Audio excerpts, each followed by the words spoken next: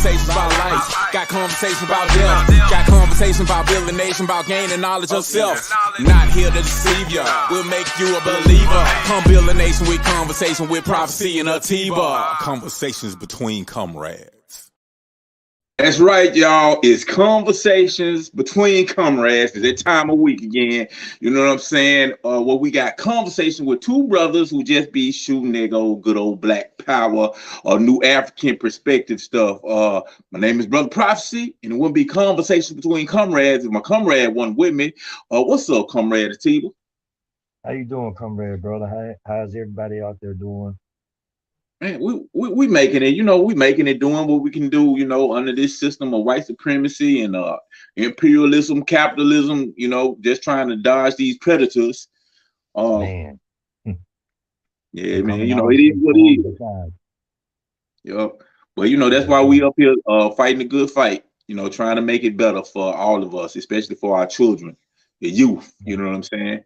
But I noticed, man, you kind of talking a little, you whispering a little bit, Okay. Well, no, I'm just, letting people know what was going on with the situation. Yeah, that's what I was fixing to do. I was fixing to just basically, kind of explain that I'm talking low right now because it ain't no more than about 2 to 3 guys in this pod right now. Everybody else they got a Christmas program going on in the visitation gallery. So until everybody get back and make a lot of noise where the officer can be focused on them, I gotta kind of, be quiet so he don't hear us in here talking too much shit. And then he want to come in, what are you talking to? I'm talking to you, bitch.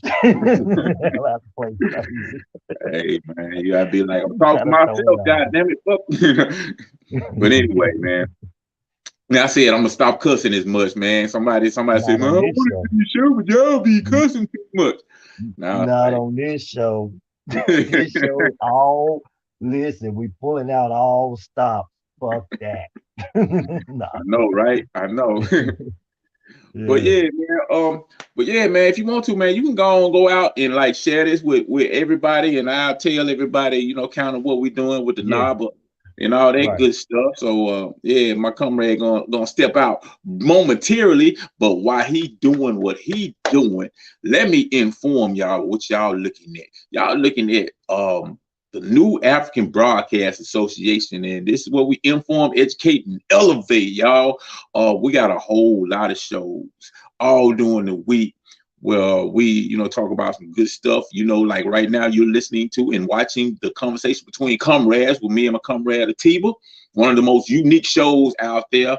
But that's not all, because Friday, tomorrow, oh man, y'all got to check out this queen by the name of Melly Queen, and I'm pretty sure she's gonna be out. And about matter of fact, let me see who out there. Yep, you already in there. Melly Queen already in there. She doing the thing. She doing the thing. Yeah, what's up, Melly Queen? But yeah, she got a show tomorrow that is like, I know it's gonna be dope. She got a special guest gonna be on the Truth and Power Corner. I can't remember exactly who that special guest was, but I know it's somebody dope. So make sure y'all check that out. And then Sunday we have the Voices of New Africa, the show that where we educate the uneducated and re-educate the miseducated. I don't know who's gonna be on it this week. Sometimes is my comrade Kakayi, and sometimes with my elder, the master teacher, comrade Fadali, Elder Fadali. Sometimes it's just me, but either way, man, we have a good old time, man. We just be shooting, dropping knowledge and getting perspectives and conversing with the people. And then Monday, we have the New African Perspective, and that is with the President and Vice President of the Republic of New Africa.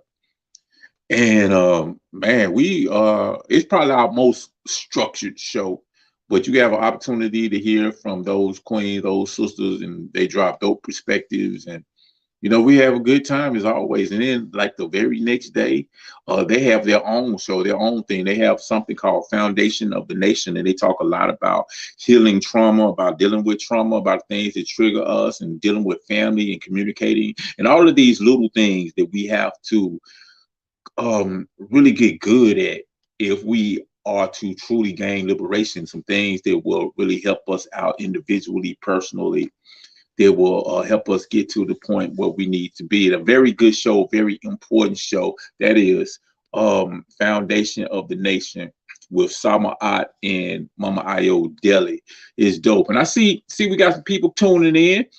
Um, Make sure when y'all join the broadcast, man, drop a line, say hello, say what's up, see, so we can know who we talking to and we can converse, we can actively communicate, have a back and forth. Because like I've always said, that we have the most informed, most politically aware, most dynamic audience in the land. And I see you, Mama Ayo Deli. We were just talking about the show that you be killing on. Man, did y'all see Mama Ayo on the New African Perspectives last week?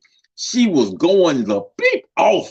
I mean, snapping like, man, yo, if y'all ain't see her, y'all need to make sure y'all go back and check that show out. What was our topic? The topic is, what nation were we building? Were we build, are we building our own nation? Or are we building somebody else's nation? And if we building somebody else's nation, which we've been doing that for over 400 years, because a lot of people be saying, they don't know about this nation building, it's too hard. But the reality of it is we already been building a nation. We've been building a nation for almost 400 years. And because we built America. We're the reason why this nation is great. We're the reason why this nation is powerful. We're the reason why this nation is what it is today. So, and Mama Ayo was dropping that thing. So, and if y'all didn't have an opportunity to see the New African Perspectives, man, holler at us, man.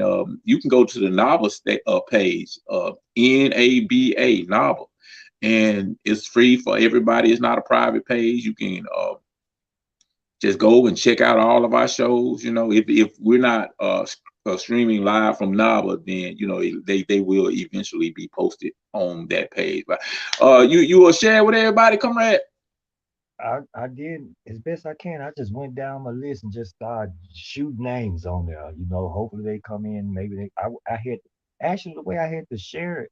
I shared it on my page. I shared it on NABA page. Well, I don't think I shared it to the NABA page because it only put like a picture up, instead of I don't know I don't know what the hell I'm doing, but and then I went from there and it gave me the option to share through Messenger. So a lot of people, I end up just randomly selecting names, sending it to what's called to their page. They may even think that hell, somebody sent us a spam in my shit. No, I ain't no spam, y'all. I'm trying to get y'all on board with the show tonight. We really gotta work on that function right there, Comrade. Because I think that a lot of people will come to the show and enjoy some of the topics that we be bringing up, but we just gotta, get your computer situation back up and running. So Yeah. I gotta do it get right. it up and running. Definitely. So What's up to Jorge Che? How long was that? Nueves. I hope I pronounced your name, brother Jorge. But yeah, man, thank you for checking in. What's that just finished watching and listening to Kaba. Who is this? Who is that? Can you see? Hayawata, Hmm? Hayawata, Kaba, Uh, Hayawata, Kamini, Okay. Kamini. Okay. I'm That's gonna his have to see. dynamic brother. He said Are, that's are you are you familiar with that, brother? no, I haven't. No, I haven't. That's the first time hearing that name. All right, brother Jorge. Thank you for that information. Guy got somebody new I need to check out. You know what I'm saying? Okay. Okay. Anyway, Yeah. brother Jorge, how you doing, man? Good to see everybody checking in. Man, free to land. Feeling Mama Ayo is on the line, All right. All right. okay. Mama Ayo said tomorrow's special guest will be brother El Abdul Muhammad, coming straight out of Oakland, California. That's what's up. I think he be on the show, don't he? Yeah, he was on one of the shows. I don't know if he was on our last show, but he was on the shows this week. Um, I think it was New African Perspective. No, it was Voice of New Africa. I do know that. Yeah. But I remember. We conversed, had a little back and forth. yeah, So that's what's up. Let me see. you know, Uh, speaking Jorge's of like, voice, speaking of voices, New Africa, I'm doing yeah. good, Conrad. If you forgot, I'm Attica, brother. No, we haven't forgotten you, brother. We know exactly who you Oh yeah. are. Hey, we really gonna have to link up and build and have you on one of the shows so we can talk about your experiences. Because I actually had an opportunity to hear when you talked on Sister Connie's show. I think that's her My name, sister, Sister Connie. Yeah, my sister yeah. just came in. She said, free the land, little Vanessa. That's my baby sister. Her name Nessa on there. Oh, what's up? My That's what's baby. up, little sister. Yeah, How you she kicking it doing? with us tonight. She gonna kick it with us tonight. Oh, it's a The family topic, reunion. yeah, I had to tag my family in there, man. They be trying to support me on some of my endeavors. I I work hard to try to get my family to see that I ain't the old me. And so Mm, now they do know who I am today. And I think they love me for who I am today. that's what's And up. so, it just really feel good because that itself is a struggle when you're trying to make that change in your life. And especially from the examples that been given over the years in prison and stuff, where guys would make some form step towards change while they doing time. And then when they get out, they drop the ball. And that's what a lot of people see more so more so than anybody, right? And so for them to see a real change and know that in my heart that it's there, even though I haven't touched the streets yet, they know that it ain't no going back to the old me, and it ain't. This is who I am. For them to see that, it just make me feel good. You know what I'm saying? It made me feel This good was because I can say I've never met the brother who was sent to prison. You know what I'm saying? You kind of told me about that brother, but I can say I have never met him because when I met you, that brother didn't exist anymore. You know what I'm saying? It probably elements of him is still locked inside somewhere, but that brother who committed whatever to get where you are now did not exist. So Atiba's family, if y'all listening to it, who you seeing is sincere. This is the only version of Atiba that I know, and I can say with confidence, with the most confidence in the world, that the brother that you see before you today is not a brother who even deserves to be in prison, not a brother who should be in prison. That brother has transformed his mentality completely, to the point that I can't even imagine who he used to be. well, You know, and but that came with a struggle too, comrade. One thing I can say about in here, that change was something that I didn't do because of family, friends, or anything. It was me looking at like, man, what are you gonna do? mhm. What are you gonna do? You got a lot of shit on your shoulders right now, and this problem ain't gonna go away no time soon. So what are you gonna do? Who you gonna be? And who you really need to be, and who you really want to be. Those are the things that I had to ask myself, and I really had went on a search. But and which kind of speaks towards the topic of today, because the topic, comrade, is about the um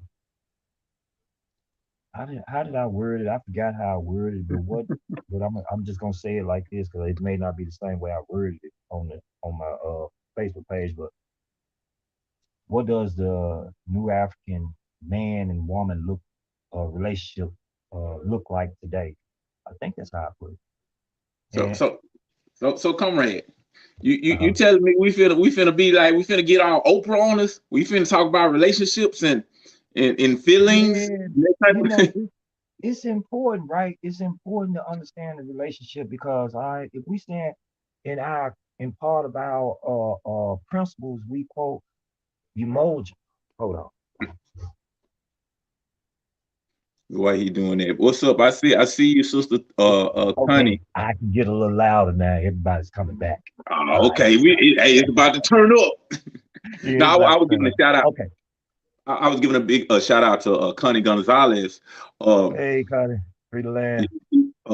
she got a dope radio. I mean, a dope podcast, radio show, all that. She's a real I've been superstar. trying to check that out. I haven't. I can't catch it live for some reason. I be wanting to, try to catch some of the shows. There's some of the It's kind of crazy how they happen. I mean, it's like you don't always get the notification to the stuff that you want to get. A yeah, lot of times you get yeah, notifications to a bunch of bull crap. Well, at Yeah. least Right. that's what happens to me. But yeah, Yeah. every once in a while, when it's on, when I get a chance to check it, it's a dope chance. I try to La Order Revolution on IO2 radio. I don't know if I pronounced that correctly, but I tried. If I didn't, it ain't because I'm trying to make fun of anything. It's just because I'm not good at pronouncing certain things.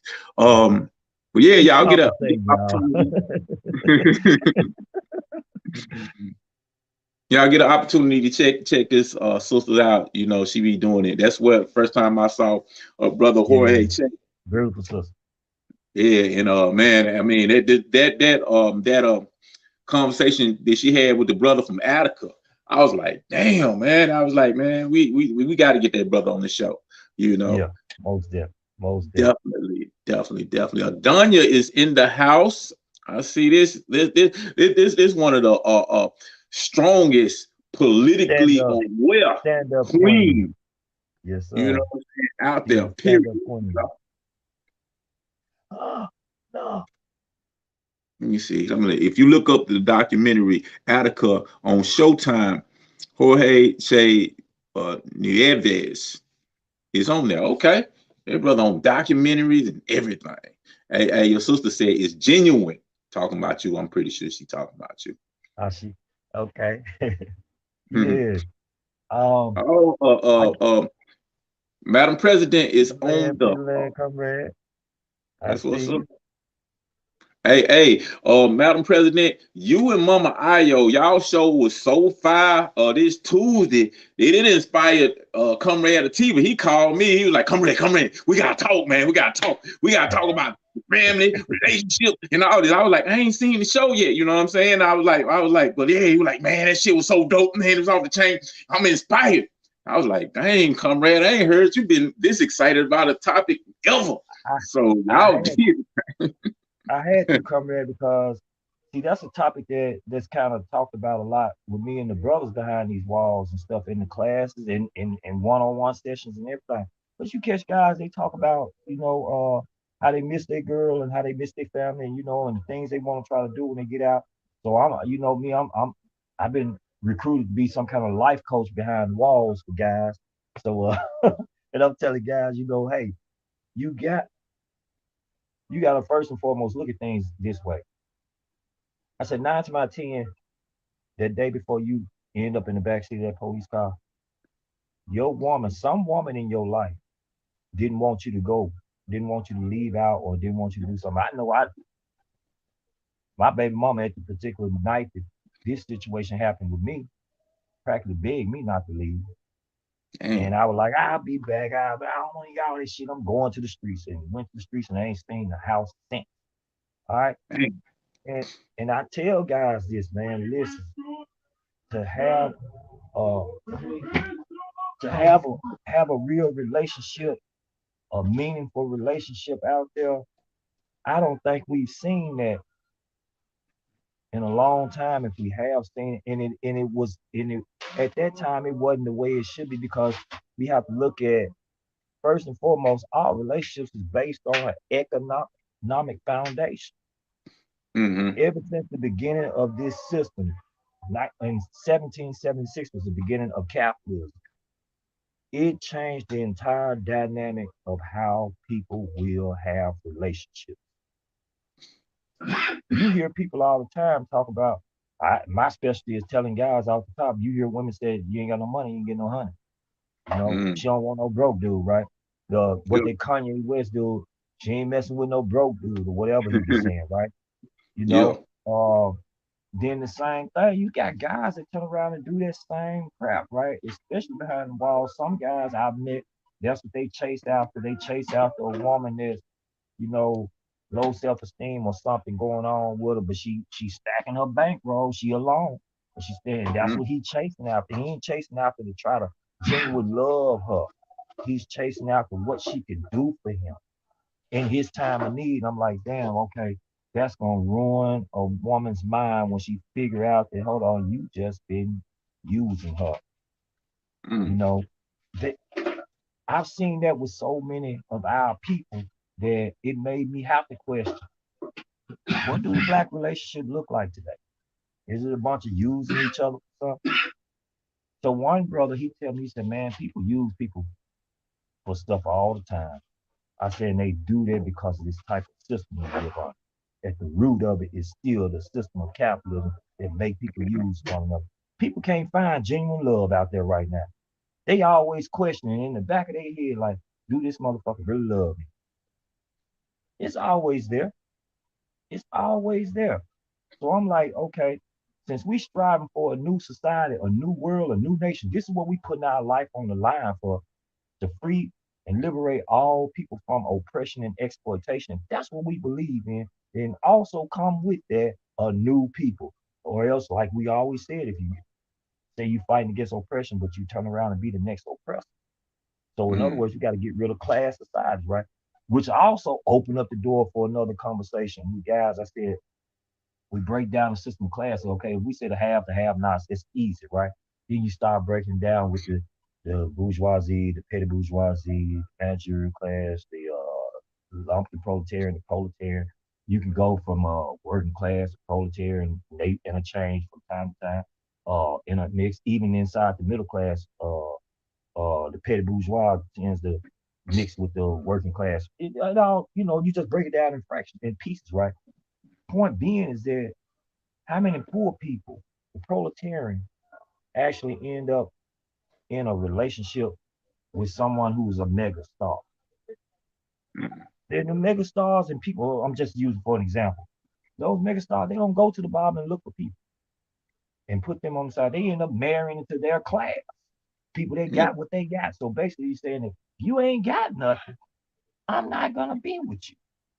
Not saying that I don't have enough and I can't share with someone who doesn't. I'm not gonna be with you in that manner. You see a Mhm. bunch. We talk about how guys end up going. They've been in the black and brown communities for years, struggling, happen to make it in some kind of athletic world or entertainment world, and they end up with a white girl. You're like, damn. You think you make babies with Shaquisha and them, and now you want to go get Becky Mhm. and put, you know what I'm saying? Put her up here because the money situation dictated everything about him now.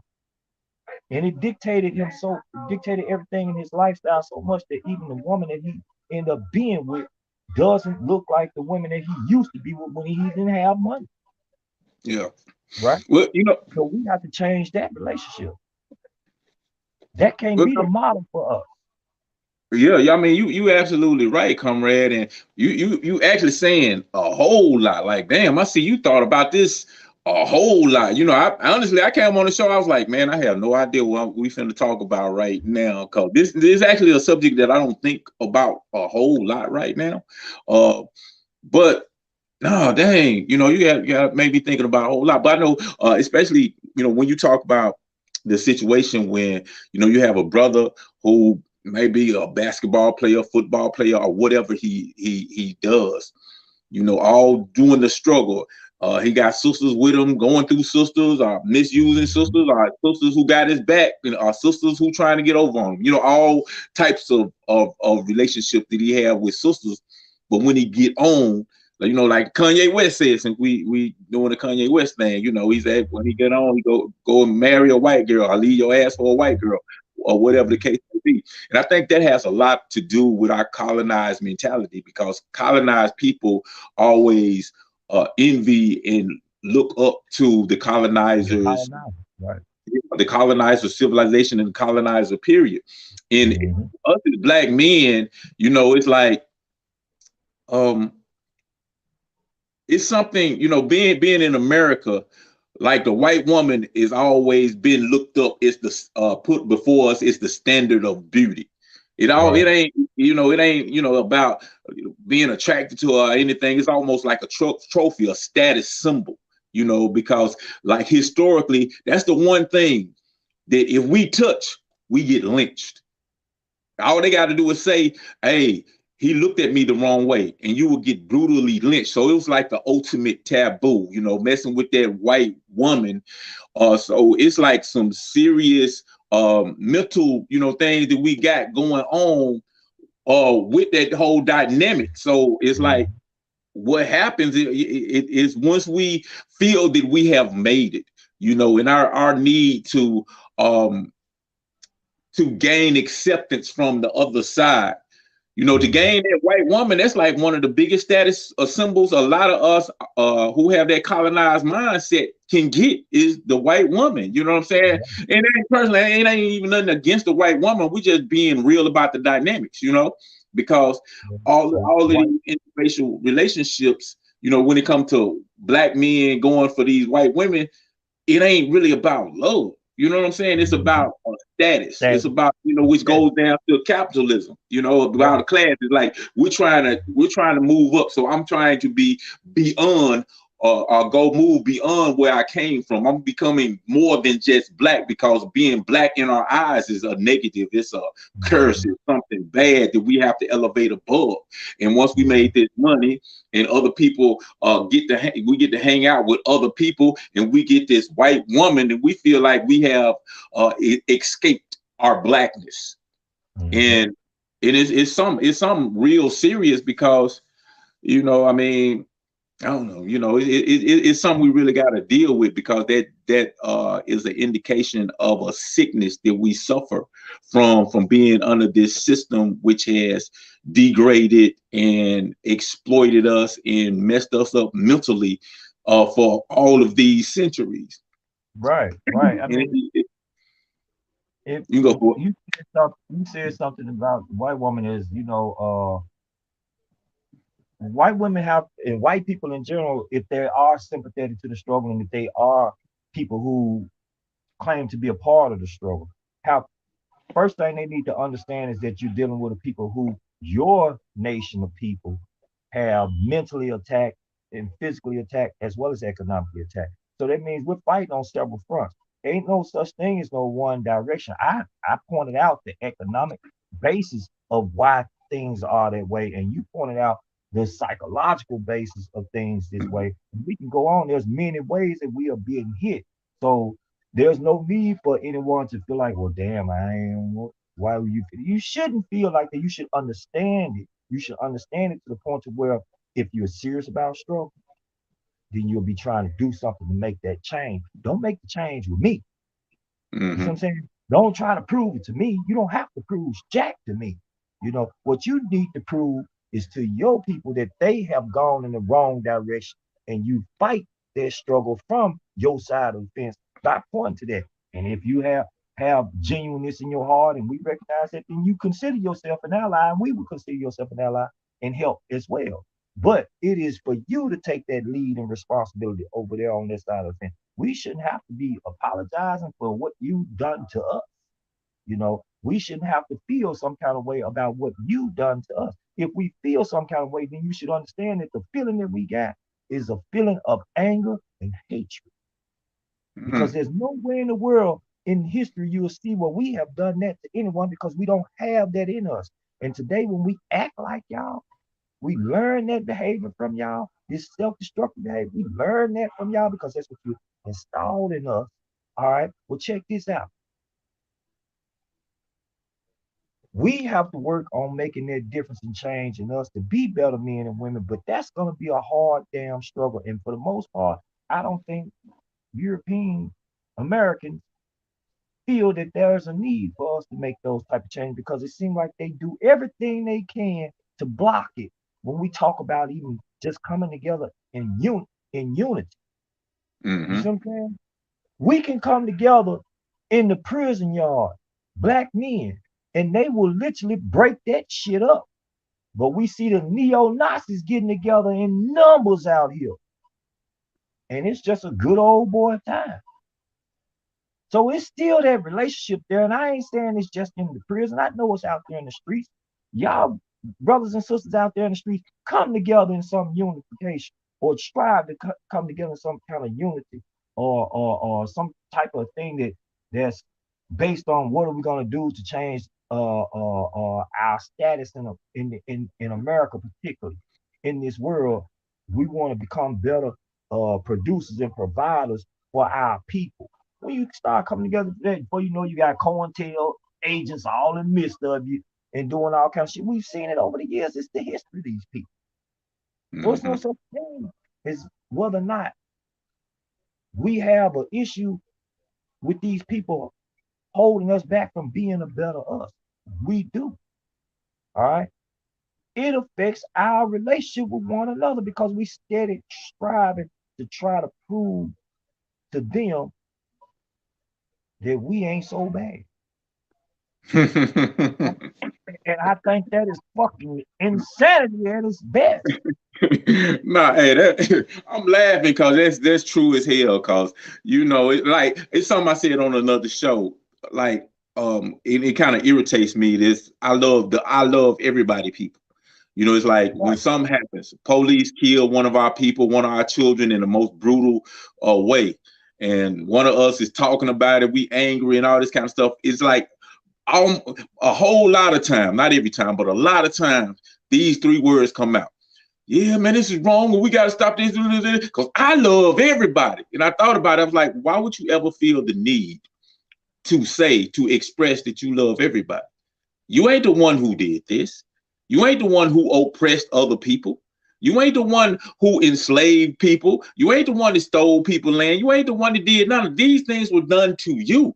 So why do you feel the need to tell everybody that you love everybody? When the reality is, um, everybody know we love everybody. The problem that we have is loving ourselves. That's the only Well, people we don't love is ourselves. Like, I'm damn, we gonna love everybody else except ourselves. We should be saying, I love myself. I love my people. I love us. You know what I'm saying?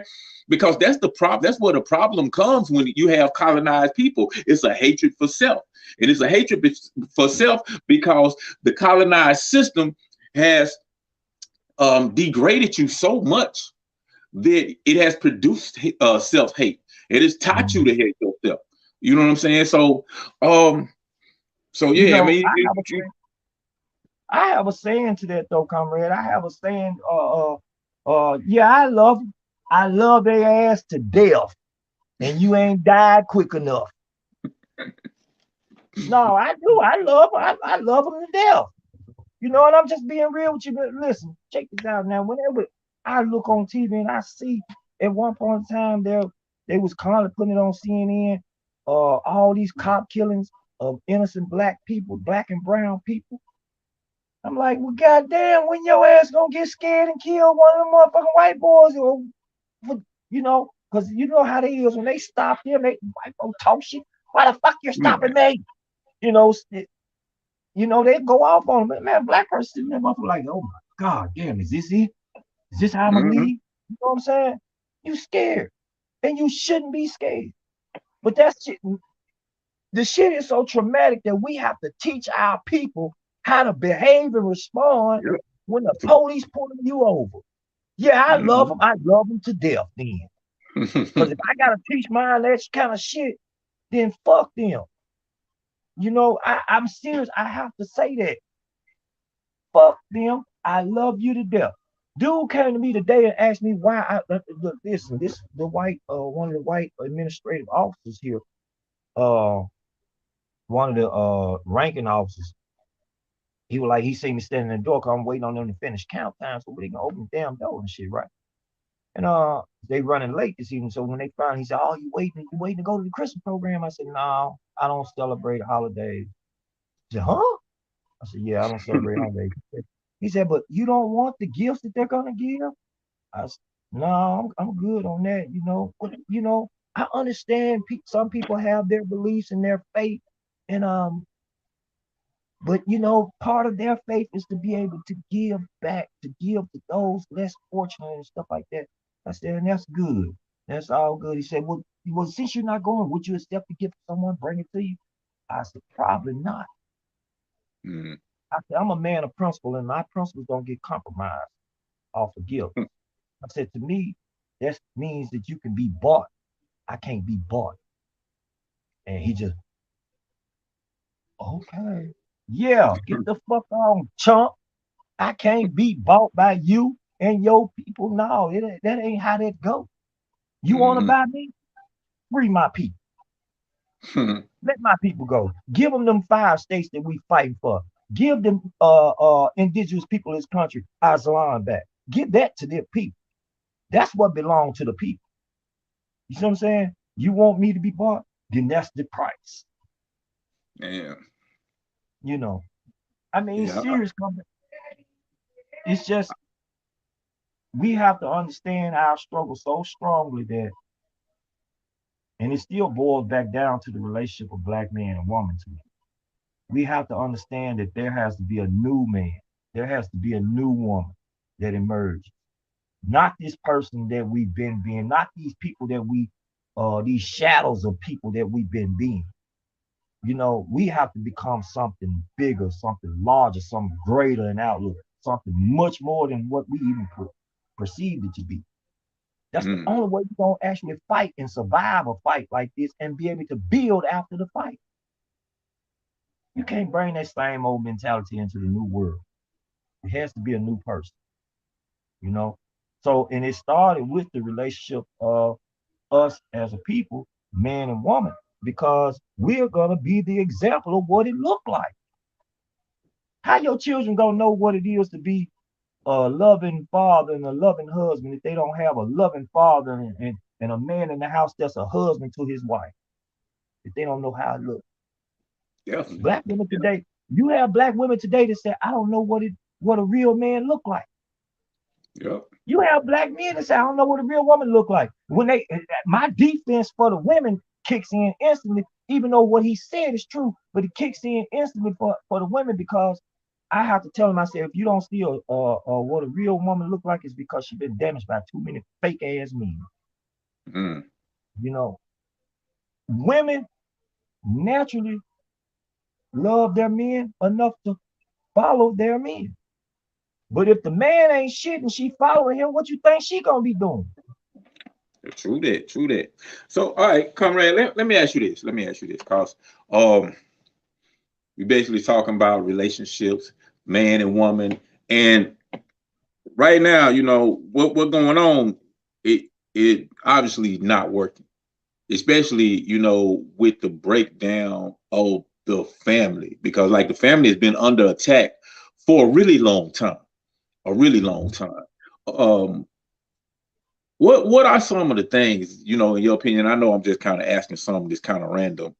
Um, Hope I don't throw you too far off guard, but what are some of the main issues that we facing as far as men and women and getting together in relationships? You know what I'm saying? If that made any sense. Like what are like some things that we need to correct? Like, okay, we are doing these things. These things are detrimental. What are those things that are detrimental in our relationships? We don't listen to each other. Don't listen. Okay. We don't listen to each other. We talk, but we do more talking at each other and not talking with each other. We don't listen. It's sad that when we lay down, we love each other. But when we Mm, stand up, we at odds. mm, You see what I'm saying? I'm talking about the man and woman. yeah. So we have to learn how to be able to not just talk in the bed, but be able to talk at the table, be able to talk on the sofa, be able to talk at, you know, in the cars or wherever. You see a lot of men and women, we doing a lot of fighting with each other. We don't necessarily have to fight physically. I'm saying fighting with our words with each other. We have to learn Mm. how to talk now. And we have to learn how to listen. You know And what I that think that's a big problem. No, actually, and it's good that like the first thing that you came out with when I asked that question was we don't listen, because the foundation of any relationship is communication. If you don't communicate, and if you're not communicating properly, then your relationship is doomed. And if you ain't doing it from the start, then your relationship is doomed from the start. And one thing about what you said about listening, I think one of the bigger problems, and this is a bigger problem in society in general, with communication, because like we don't really understand the purpose of conversing, the purpose of communication. A lot of times we think, that we're here, if we got an issue or something we want to talk out, we believe that the purpose of that dialogue is to make sure that I'm right, to win the competition, to Yeah, win the argument. and not It's a to come debate. to the best, result or the best conclusion. So therefore, when I'm talking, I'm just trying to win the argument. You ain't even you listening. You listening for things that I'm listening so I can counter you, not to hear what you're saying, but so I can counter what you're saying. You hearing this, Right. so you say whatever, and all I want to do is just shoot whatever you saying down to prove that you're wrong. And that's kind of like the nature of the bigger society in general, because you see that in all aspects. You see that in politics and everything. People don't even understand the very nature of a conversation. The nature of a debate. A debate was never meant for me to just prove you wrong or you to prove me wrong. It was to come to a higher understanding, to figure out what's the best possible solution. And because we got that wrong mentality, we don't understand, the purpose of communication. Purpose of communication is to get the shit right. Let's get it together. Let's figure out what's wrong.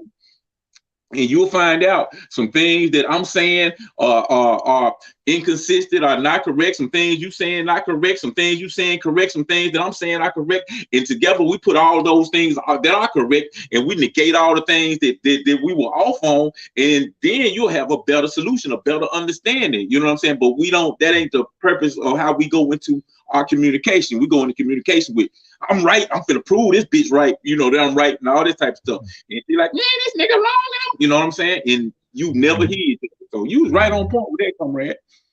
Yeah. And so listening is key, right? Mm-hmm. But I'm gonna tell you another thing that we fail at. What's that? We be even inside the proletarian class, we still have to break that down into classes some more.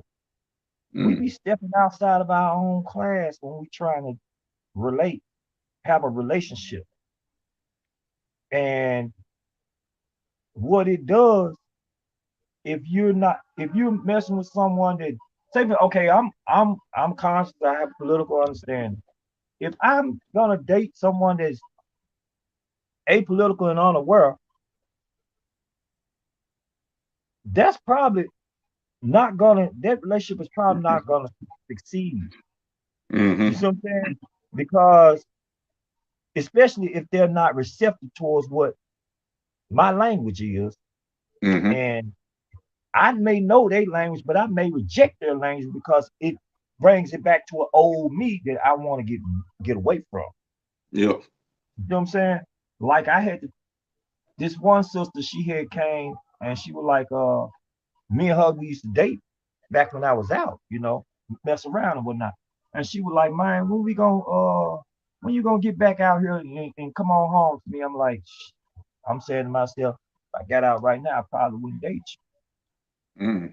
I probably wouldn't do that with you because what I'm talking about right now, you haven't even yet to have that kind of conversation with me. And it's no shot against you or no strike against you. It's just that.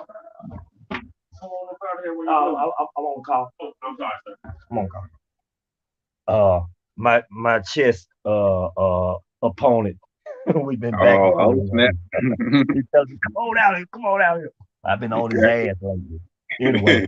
So, but anyway, so I couldn't see us moving forward because what I'm about today, you ain't about. And Stephen and I got out and I said, okay, I'm gonna go and we got a program set up. It's a RNA Nation Day this weekend. Baby, I'm gonna be going out of town for the week. Well, who you going out of town with? I'm going out of town with the Comrades. What you mean? It's gonna be about.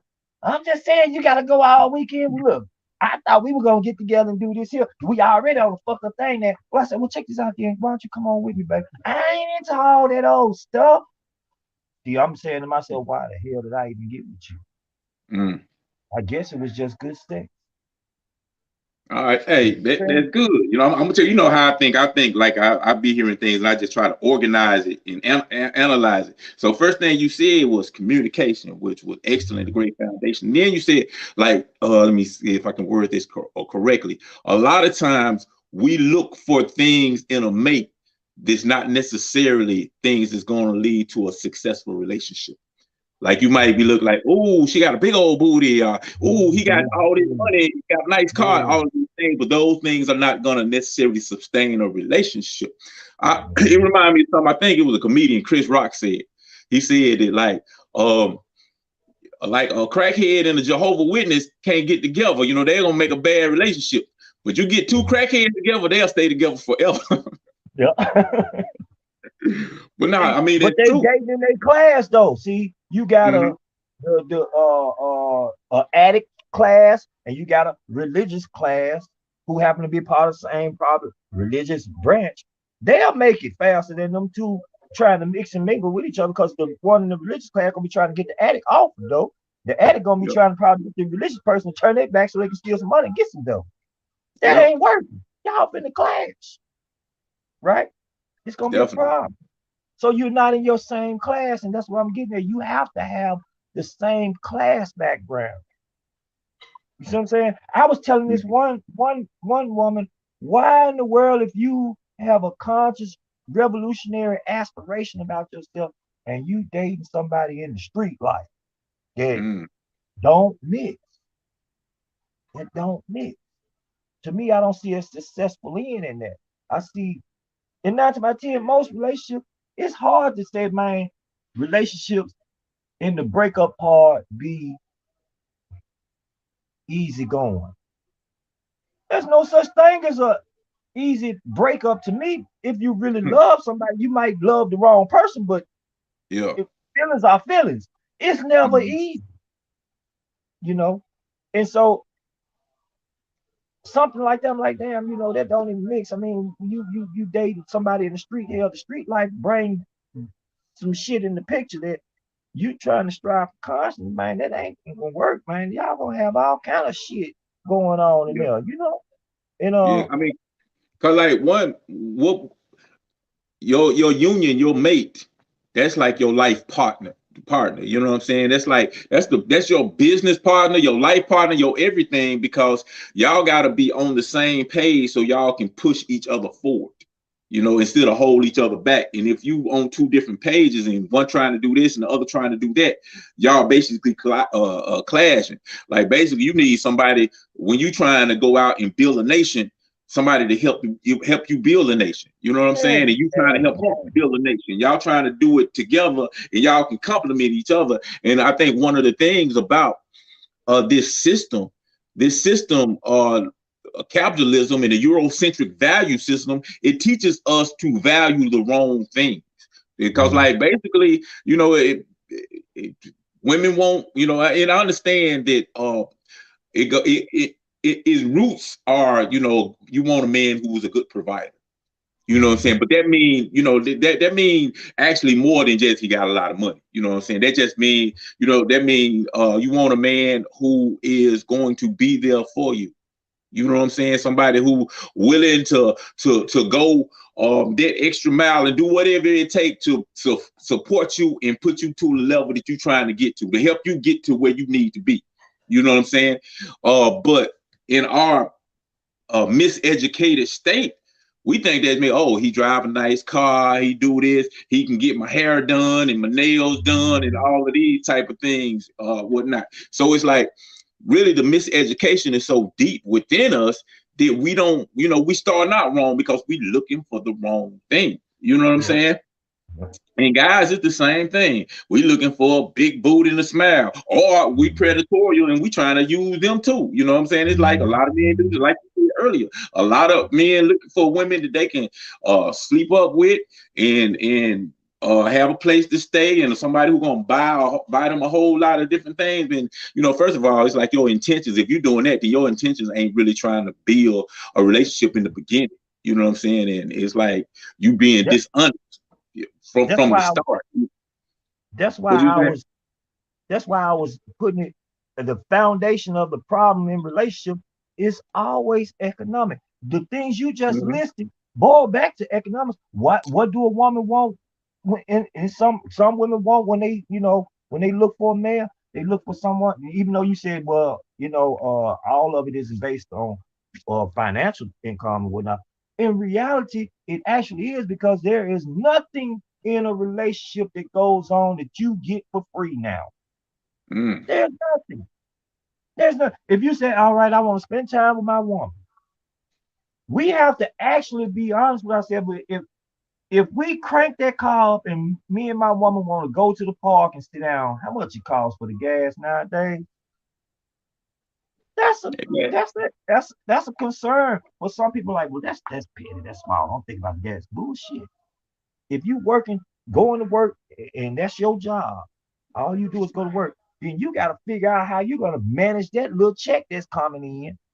You and her, even if she works, y'all gotta manage that shit if y'all want this shit. Well, y'all gotta literally budget how y'all want this shit to play out. Because a lot of people, to be honest, they don't live below their means, they live above their means, and they don't bring that type of money in. All right. Big So problem. it makes it a more of a problem in the relationship, because y'all gonna get stressed out. Them bills gonna hit. You're not gonna argue at the people at the light company too fast, Hey, I'll or at be right least back. as long as you would with the person that's right there with you.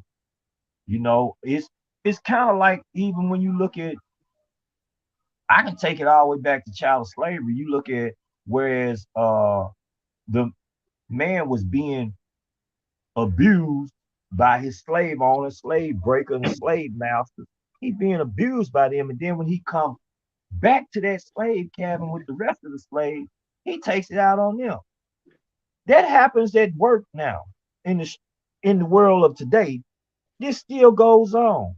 You got people who are just just hate their job or hate their bosses or whatever, had a hard time throughout the day, and they instead of taking it out on whoever gave you that bullshit, they bring this shit right on home to their family. Yep. Your woman asks you how was your day, you start shooting her. Fuck off. Now I don't want to hear none of this shit. Just leave me the fuck alone. Give me a bill, and everybody get away from the TV. I want to watch the motherfucking game. Just get out of here. You Mm. know.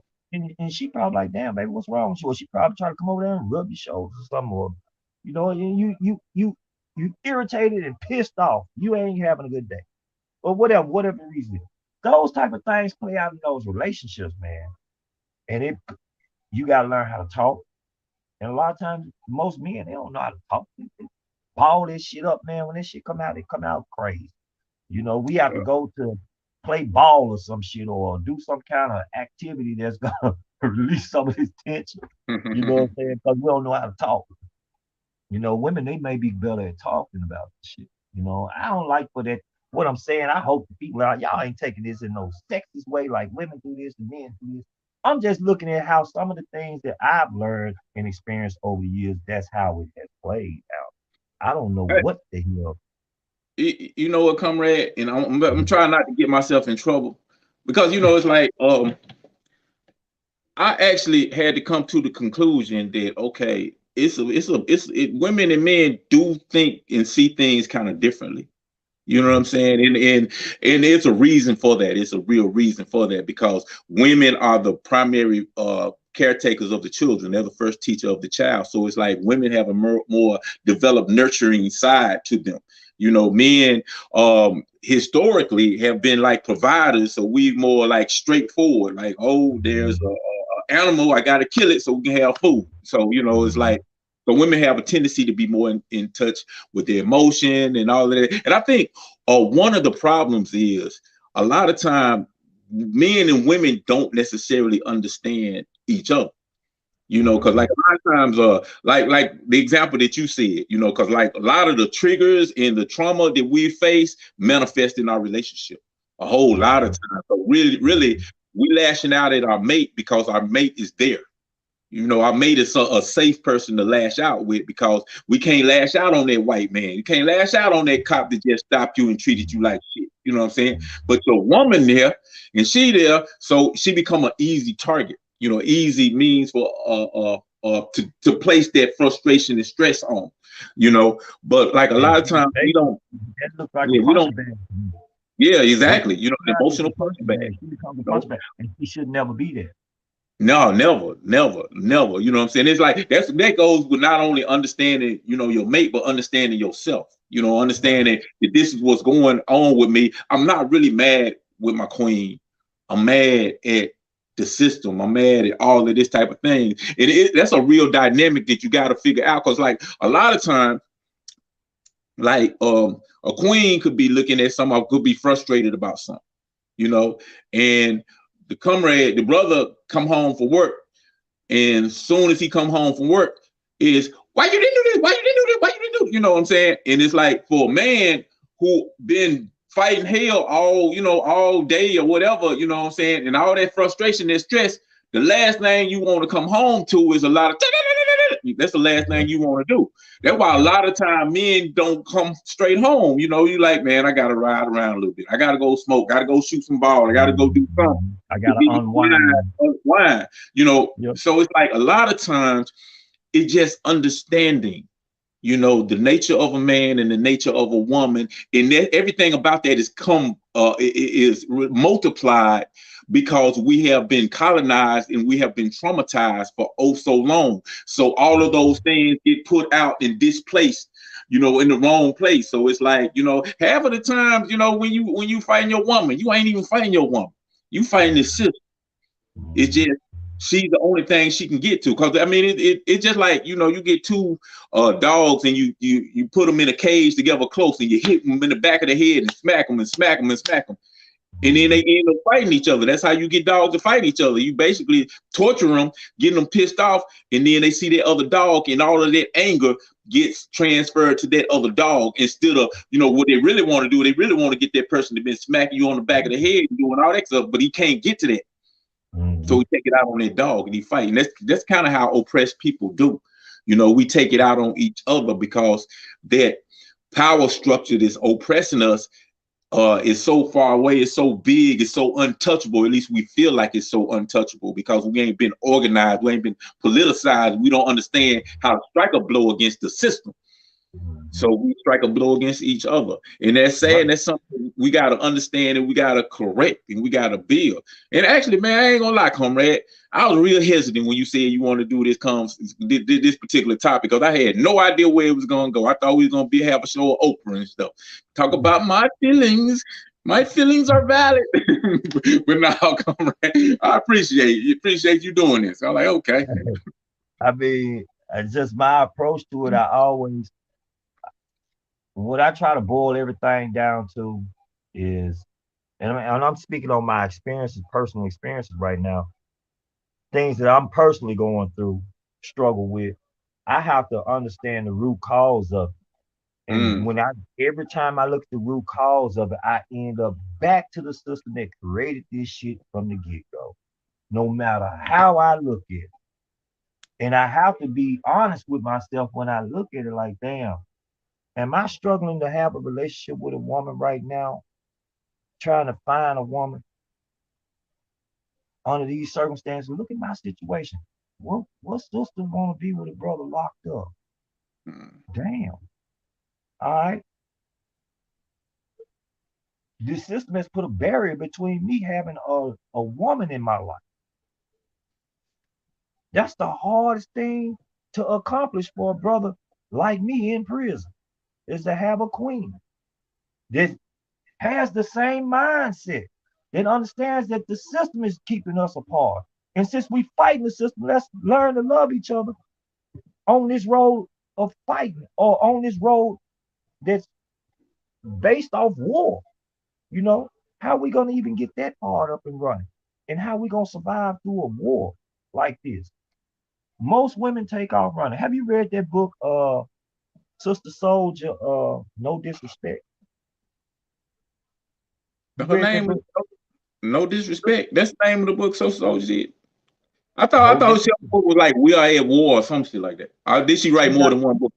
She got more than one book. She got Coldest Winter Ever, a book called Midnight, and it's a few more other books, but I know about them 3 books. They circulate through prison a lot. But my brother, my baby brother, he street affiliated, right? And he used to be in the prison with me. He used to always be telling me, man, bro, you need to read this book right here. I'm like, bro, I don't read hood book. He said, ain't no hood book, bro. I said, well, I don't read novels, bro. He like, bro, you gonna like this book. This on the line of the stuff you be trying to get me to pay attention to, bro. All right, I'm gonna read it. Man, I read that book. That book did something to me because she based a lot of characters in this book, right? And these characters that she put together in these books, one of them was a guy that had a life sentence that this sister was trying to have a relationship. She said this guy was the perfect guy, but he got life. So she ended up not being. Ended up except other kind of guys in the picture who happen to be all these other type of dudes, the guys that you shouldn't have. In my book, a woman shouldn't have it. I think they, because you got too many skeletons in your closet that are not. It's a difference to have a skeleton in your closet where she can stick in there and be like, all right, I'm gonna help you through struggle. I see you struggling with something. To you, it might be embarrassing, but to me, I'm willing to work with you on that. I understand women like that. That's cool. But when you got skeletons in your closet, when you're a down low brother, she don't know. She putting her life on the line. You might have HIV and AIDS. You ain't got tested. Oh, this motherfucking police ass dude coming, man. He's supposed to have his ass at home. It's 8 o'clock. Why you still here? Damn. Anyway, so it might be some down low ass brother, and I know brothers that did these type of things in these prisons and get out and go home to these women. Some brothers I didn't ask school with, I this one particular brother, I used to tell my man, please, man, the girl love you, brother. They be coming. I gotta talk kind of low, y'all. I gotta pay attention to this. It's one part. This the same dude I was telling y'all about earlier. They asked me, well, would you take it if they brought it to you? Nah, I don't want. He the same motherfucker I had to choke out. I damn near went back to Mac for this motherfucker. Yeah. The call kept on come take my phone. I went ham. Me and Detroit went ham on his ass. Get this motherfucker. Anyway, so let me lower my voice, y'all. All right. So I tell the brother, I said, man, you got a beautiful queen coming out of town, man, to come see you, bro. Man, give her a chance, brother. You know what you're doing behind these walls. You see what I'm saying? I don't know if you doing it out there in the street, but she deserves a chance to live, bro. Go get tested. When you get ready to go home, you get tested. Before you go home, ask these people down here in these prisons to test you for HIV and AIDS. Because you don't need to take that home to her. She don't deserve that. You see what I'm saying? Now, whether or not he done it or not, I don't know. Yeah. You know what I'm saying? But I think it was my duty is if I'm gonna be, I'm not homophobic. This brother don't look like that kind of. Them ain't to me, the ones that dress up ain't the ones that you gotta worry about. It's the ones that don't dress up, and and you don't know until the ones that dress up bring them out in the opening or expose them. That's how the politics is in prison. So I'm like, okay. So now I know, okay, brother, you supposed to be a Muslim. Your ass over here doing doing this, you foul. But I'm gonna tell you this, brother. If you going home, man, get tested, man. Don't get nobody this shit, man. You know half the motherfuckers in here, y'all run around here chasing, man. Oh, got this shit, man. Y'all know they got it, man. Be careful, don't lose, don't continue a cycle of killing us like this. You know that that's a weapon against us. That's a created weapon to take us out. AIDS was created. This ain't something that's just so happy to pop up. That shit was created. That's part of the capitalist system. That's the way these people think. You at war. That's a war measure. That's called chemical and biological warfare. Why ain't we taking this shit serious? That's what I tell brothers behind these walls. I have to tell them that, man, listen, you don't understand that you at war. That the food they give you is a war measure. That the medical treatment that they giving you with these fake pills, that's war. Laying up on this hard ass concrete and iron for years and years and years, that stresses your body out. Stress can kill you. That's war. They know that. They know what they designed. This shit ain't just by happenstance. They know what they designed and they know what the plan is to cut off the lifespan, to depopulate this earth Yep. with people. Hell, they even go into some kind of scare right now about in 2050 we'll be the minority. And so what? So what? So what? What? We gotta preserve our race? Huh? You mean the human race? Preserve the human race. That's what you should be doing, right? You Yeah. know, you don't, their mind is messed up. So you have to deal with these people accordingly. You have to see them for what they are. You can't be talking about, oh, I love everybody, kumbaya. If I'm gonna say I'm gonna love you, like I said before, I love you to death. As long as you are my enemy, that is, as long as you showing us and I'm first of all, I see it. So, but for those who don't see it, I'm gonna see it for them. Yep.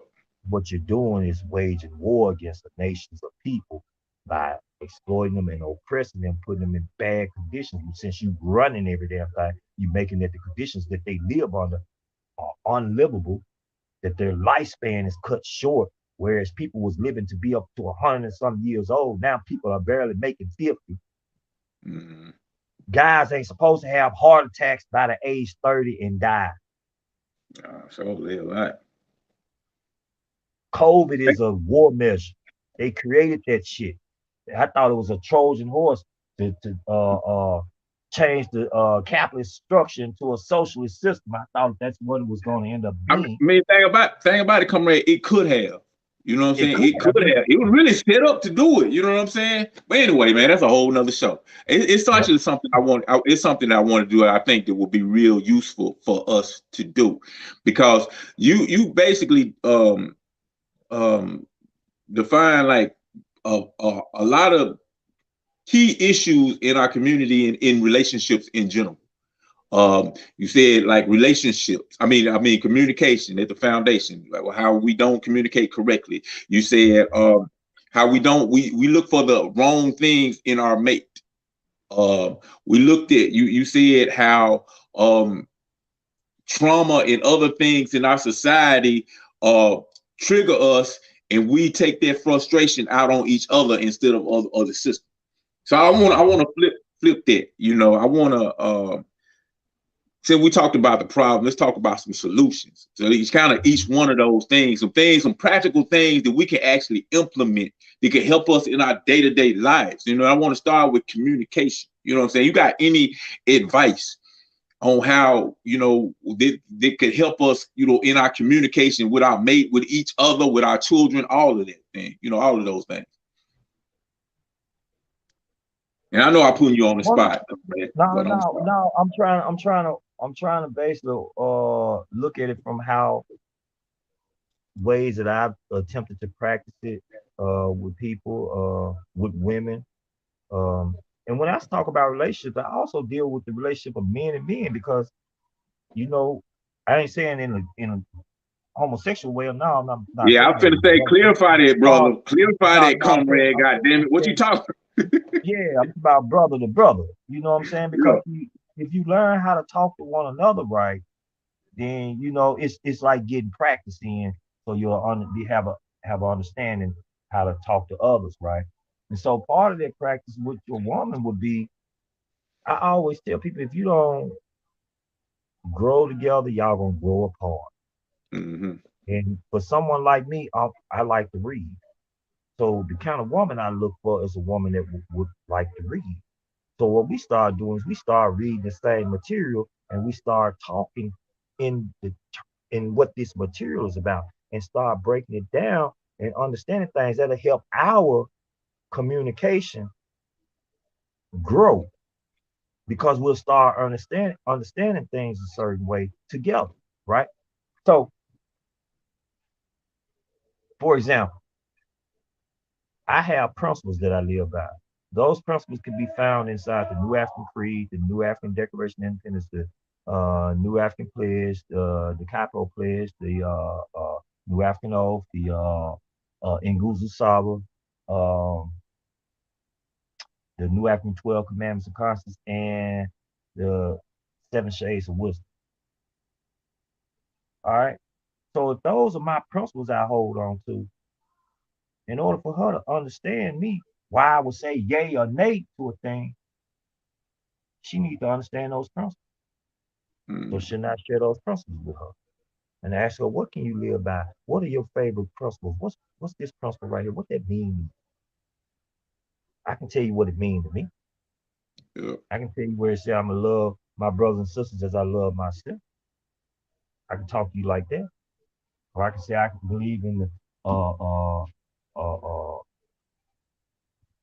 the community and the community as a family, or I can tell them I said, well,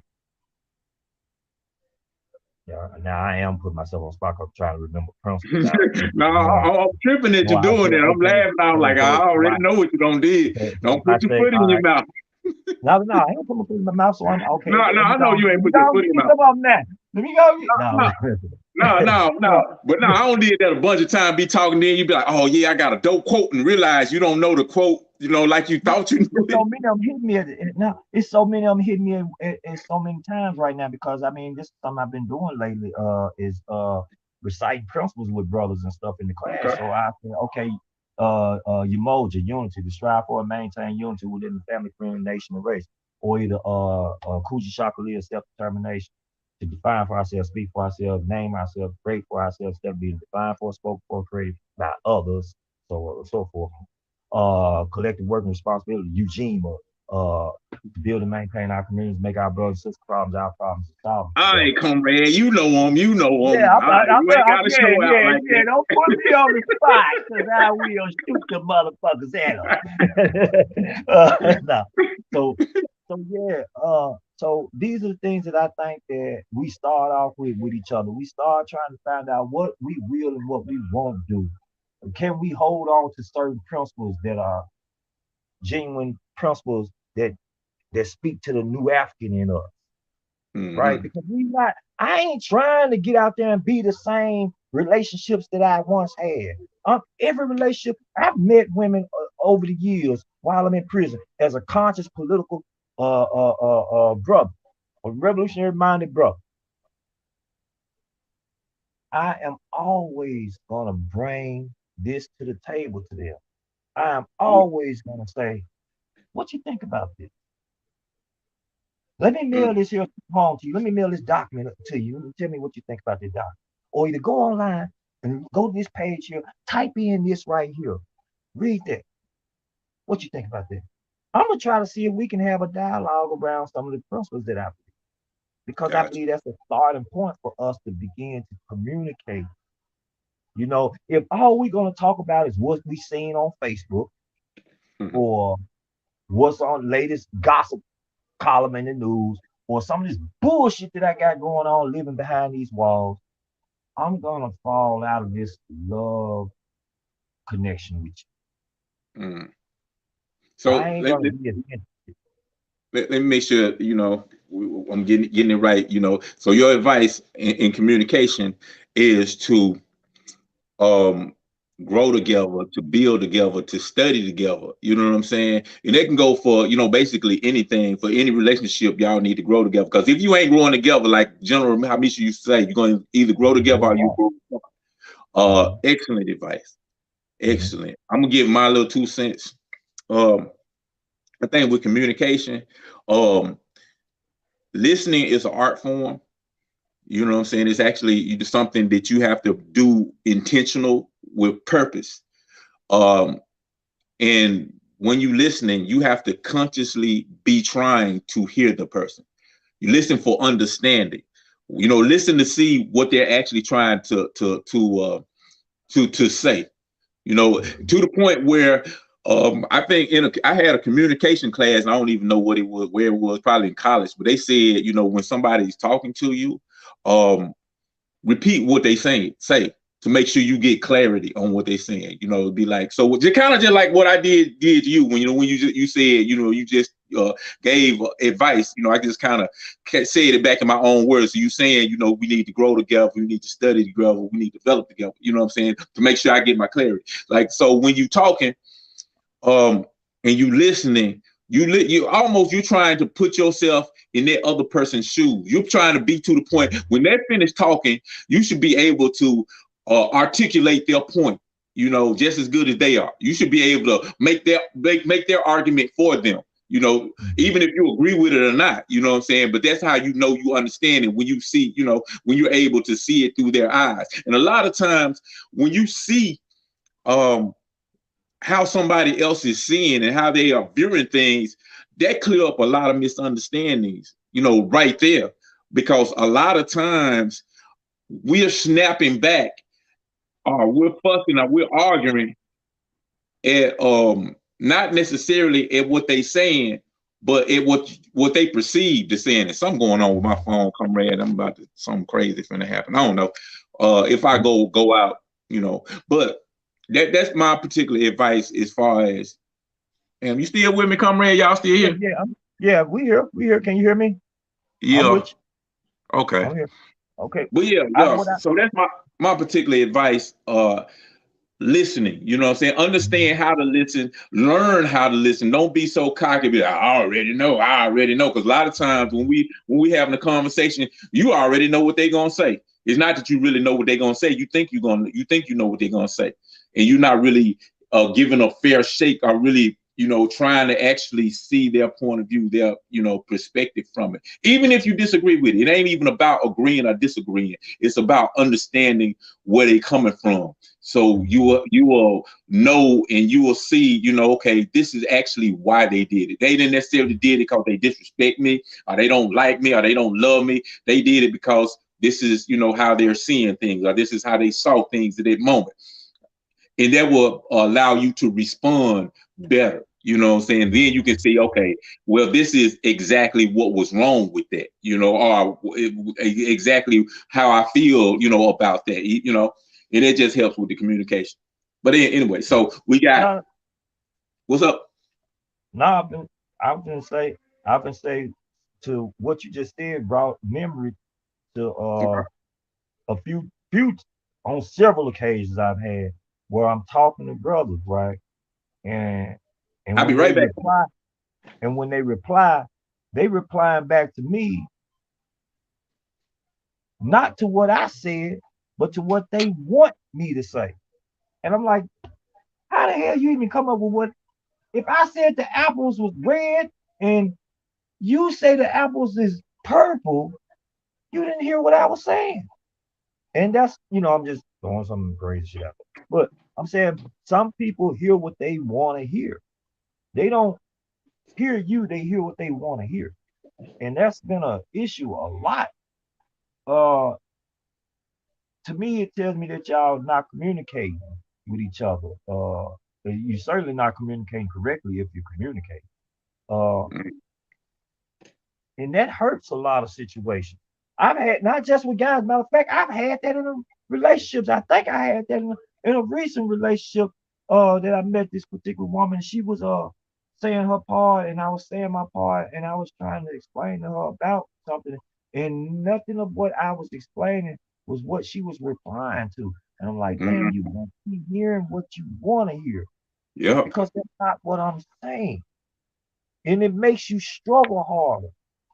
And I'm, to be honest, now that I'm talking about it, because I never really sat down and tried to just analyze it or look at it, to now, it makes me wonder, like, do I don't want to say do we really listen, because I know we don't. But I'm starting to think a little more deeper into it. Is our brain functioning a certain way, right? You follow where I'm going with it? I'm like, Yeah. our brains maybe perceive things totally different, receive things totally different from what's actually being said. Especially when I talk to someone, I'm gonna tell you I have this biggest problem with people that practice. I'm a materialist, but they are ideal. This is what Hey, I see I a think, lot of that. hold on, comrade. I think you gotta kind of expound on what a materialist is, because like some people hear that, man, my damn phone it Yeah, acting you just did crazy. this on me, like you was froze like this for a second. I like Yeah,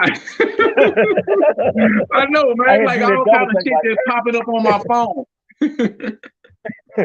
I But had nah, to double. explain what a materialist is. Well, I would just try to put it in a nutshell and say a materialist is somebody that looks at the objective world as the objective world is and not make it out of what they believe it to be Yeah. or how it has believed to how it may have came about. It is what if that hill was here, I believe that that hill was here, whether I seen that hill or whether I acknowledged that hill. The hill was already there. Whether I gave the hill Mount Hill Crush View for a Mm-hmm. name, whether I named it or not, it didn't make no difference. It was still here. You see what I'm saying? So Yep. that's And, what and, I and, would say and, a materialist is. Somebody that looks at the objective world as it yeah. is, right?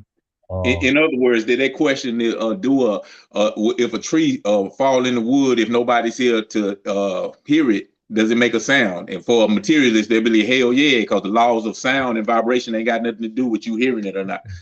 that's right. It had nothing to do with you. And for an idealist, well, it's it's the opposite. You know, they would say, hey, the conscious mind came before anything. It had to be in your head, or it had to be a thought before it became a reality. Nope. Mm-hmm. So okay. So with people that tend to have idealist views and I have a materialist view, we tend to receive the information differently that we trying to give towards each other. With me, I'm more trying to listen because I'm really trying to hear what you're saying. And then I'll probably catch points where you making contradictions, and I'll start probably trying to dissect that in the conversation with you, which gets lost in translation somewhere uh, a lot of the times, and I have to work on that. But that's just me. I'm trying to pick up everything you're saying, and I'm trying to see your point. Uh, but like I said, with some people, is hard to do that. It's more of a struggle. So and I think that happens in relationships a lot with people. You have to have that same. You have to look for if you're looking for a spouse, you have to have that same perspective in that picture if y'all really want to make that thing work. You know what I'm saying? And Mm-hmm. we have to also understand that most of us, we are broken and damaged people trying to pick up pieces, man. So a lot of our history or a lot of our story that we have from our personal life, we're constantly evolving, we're constantly changing. If you hold our past to us, then you probably won't get past my past. So how are we Mm-hmm. going to actually work? You know, uh, that's one reason why earlier when you were saying, hey man, and I was telling y'all like the brother you talking to ain't the brother that I used to be, and I'm happy that you didn't meet that other guy. You know, um, I ain't saying the other guy wasn't no cool dude, but he still was a fool. I don't like. I don't want to introduce him to nobody. You know, uh, and so it makes me feel good. To understand the whole brother here, he constantly evolving. He constantly, but if you know his past, you probably be like, damn. I had one woman tell me, man, I think you should be in jail, but she's a prison abolitionist. I'm Mm. like, What? how the fuck that? Wait a I, minute. Are you sure you know what you call yourself? She said, well, you did take a life, but I think that you done 25 years. That's enough time. I'm like, well, how you still gonna say you're a prison abolitionist but you want that? I said, prisons aren't designed to reform and rehabilitate people. Prisons are strictly designed to make a profit off your ass. They exactly. they create crime and they create poverty, which is gonna bring about crime. And the punishment for crime is imprisonment. They are being scientists on poor and oppressed people. They are being mad scientists because it's profitable. To keep someone in prison for I don't know how many damn years for whatever reason is still profitable. Yep. It's still, you got people been in prison 40 and 50 years. These people got paid off his ass being in prison, he or she, for 40 and Mm. 50 years. He ain't a burden on society and society's paying that debt. Y'all being taxed by the rich, that's their money. Any kind of way they couldn't tax you for that, there would not be no prison. There will be other measures put out for them to make a profit off, unless we get rid of their ass and we set up a better system. You know. Hey, comrade. I want to get through a couple of more of these solutions. Come Then on I with it. probably want to get to some of these comments because they've been lighting us up on these comments. But like Ooh. the second thing you talked about was shit. What was the second thing? What was that second problem? Yeah. Choosing the wrong qualities in a mate, being attracted to the wrong things. Mhm. Look like woman like looking for the man with the money instead of the man with the principles. You Mhm. know, guy looking for the woman with the booty instead of the woman with the principles. Mhm. Um, and I guess that's kind of self-explanatory, but I open it up. How do you think we should remedy that? What are some solutions that we should, you know? People learn by examples, right? The Black Panther Party quoted it, people learn by observation and participation. And the best way to break that down to me, what the method I use of breaking it down to people is when you go to school. Well, Hold on, comrade. Keep hold that thought. When I said guys looking for the woman with the booty and not the principles. uh, Danya said we can have both. yeah, Damn you right you can be can. sexy and a revolutionary. I think revolutionary women are sexy. We the Exactly, most sexy comrade. of them all. Shit. Exactly. Uh, I'm highly attracted to them. I'm not attracted to the girl that ain't got a revolutionary mind. I promise you, that is not a turn on to me. All right. Um, but let me say this here. People need an example. And when you're in school, those examples, say like a math problem. The teacher put an example of how that math problem is to be worked out. And when you Hmm. see it, you understand how you got to go about doing this math, right? It need to look like that shit up there. You see what I'm saying? It's the same, it's that same thing. People need to be able to see it in order for them to get with it. You see what I'm saying? If a woman don't see a man in the house being a man for the house, her selection of men might be faulty when she grow up. I've heard women tell me about how men in the house as they was children, young children growing up, the men in the house or the men around the house or however was sexually abusive towards the children. Dang. What do you think that what kind of relationship you think she's gonna have when she get older? It's gonna be a distorted version of what a man is. Some women don't even end up with a man, they end up going to a woman because the trauma from the men Hmm. childhood life messed them up that bad. Yep. See what I'm saying? So we have to understand that there's a transformation that has to go on within ourselves to become somebody else that other people can look up to and say, this is what it looks like to be this kind of guy, or that kind of Hmm. guy, or this kind of woman, or that type of lady. All right. You have to have an example. And it just so happen that the examples of today that we're going to have are going to come from people who are probably damaged, right? Trying to pick the pieces up, put them together. So that would be a different ideal for those coming up, be like, yeah, she thinks she all that. She starts smoking crack and stealing her ass shit. Oh yeah, he think he all that. Now he just got off the dope and stopped robbing and stealing and shit. You see what I'm saying? Yeah, he might need to be just that. Don't tear him down. That's good. He ain't doing that crazy shit no more. Help him to do even better.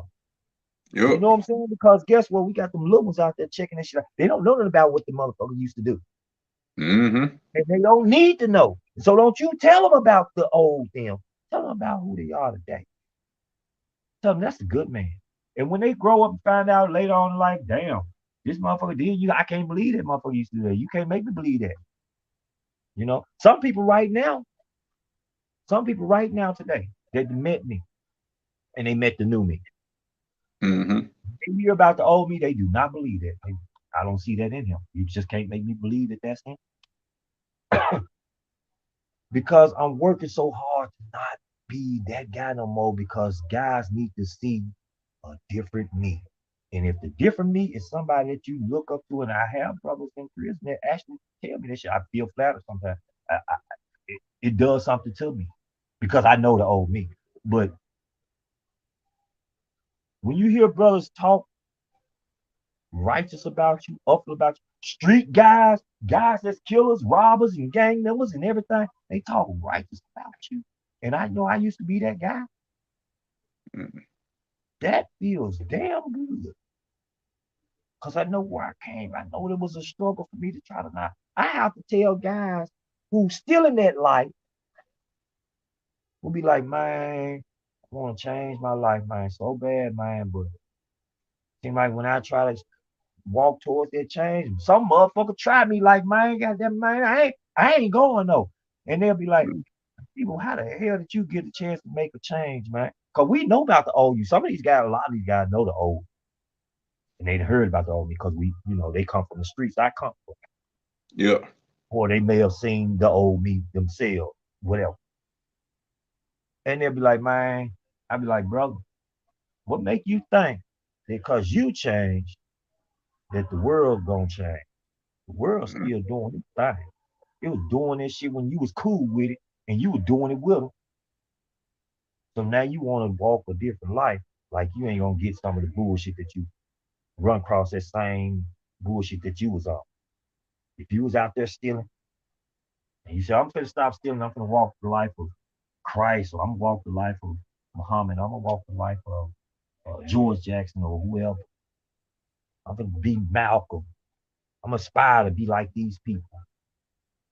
Um, you don't think them same old, it's still people out there stealing. They gonna steal from you. They had folks steal from me. They had motherfuckers try to rob me. And they had motherfuckers try to stab me. And they had all kinds of stuff since I've changed. Just recently we talked about I lost a family member to the streets. Yep. Testing my will thoroughly right on that. And I had to talk to the guys in the prison that come to the class. I brought it up. I had to because it's pressing on me so bad that I can't teach the class. So I said, fuck it. I'm gonna talk about this in the class too then. Mm. And guys like mine, because I tell them, I said, man, I I don't want y'all to see the old me. And they were like, man, bro, there's nothing. I mean, I'm talking to street dudes though, so y'all gotta understand this here. They like, brother, we if you even got a chance to put your hands on this cat and whatever, man, ain't nobody gonna look no less than you. Matter of fact, we probably hold you stronger because we know who you are. And we understand that there are situations that's going to come about in life that even the best of us are going to have to deal with. And the way we deal with it is going to be the old us come back about it. Mm. And I'm like, how can you even move? I said, somebody like me, it's like falling down. And even though I might try to get back up, I'd never be that same guy again. Like, nah, you still the same guy because the people who love and support you and understand what you have done and your contribution overshadow all that. That was a big thing for me to hear that from guys in the streets. Yeah. Because for us, one thing about us as black people, you can do a mountain of good. And one Hmm. pebble of wrong will deflate all the mountain of good. Yep. It will take it all out. Yep. You One get pebble. defined by the worst of you. You Yep. know that's crazy. You know what I'm saying? You do all this good, but you do that one negative thing, that one slip up. That's Yep. who you are. You Yep. that you that terrible person. You that person who did this. Yeah. Yep. You know when they want to attack Dr. Martin Luther King, I'm not a follower of Dr. Martin Luther King. I'm just using an example, y'all. I'm a Mm. Malcolm X follower. Let's get that part understood. But there's a lot of good that he done. I haven't walked a step in his shoe. There's a lot of good that he's done. But when they want to tear him down, what do they tear him down about? About the relationships and stuff that he had, the extramarital relationships. Yep. That's where they go for. So all this good that he was striving for the people can get tore down because he had relations going on in more than one area with Mm-hmm. women. That's me saying it like, I know the street me. I'm Yeah. gonna keep it cool. All right. So I'm I understand that damn, this is the mindset of people. We've been conditioned to be this way. It still boils back down to the system itself. The system Mm-hmm. creates the relationships. The system creates the perspective. You see what I'm saying? It's the system itself that does this to the people. If the people ain't recognizing that for what it is, then they'll be the ones who are more vulnerable to the attacks of the system. We have to enlighten and make this here more aware with the people on relationships with one another. We have to. I'm gonna say this here.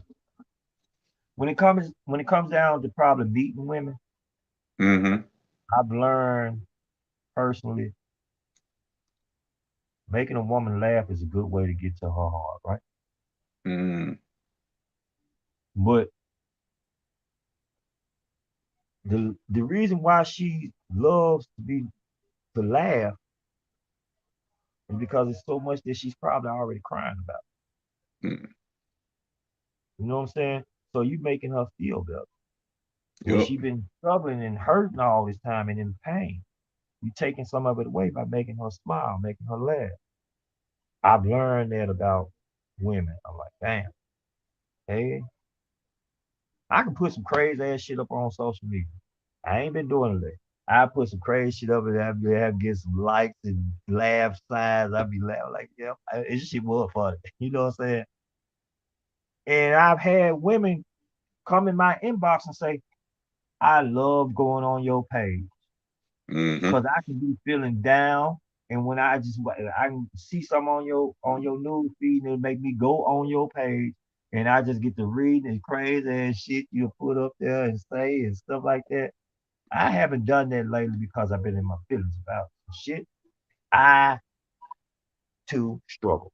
All right. So uh but it let me know something about us. You know what I'm saying? It gave me a little more insight on this thing about pain. I think I put that up too. I said, man, all of us is hurt. Okay. Uh yeah, I'm on the podcast. You over here fucking with me.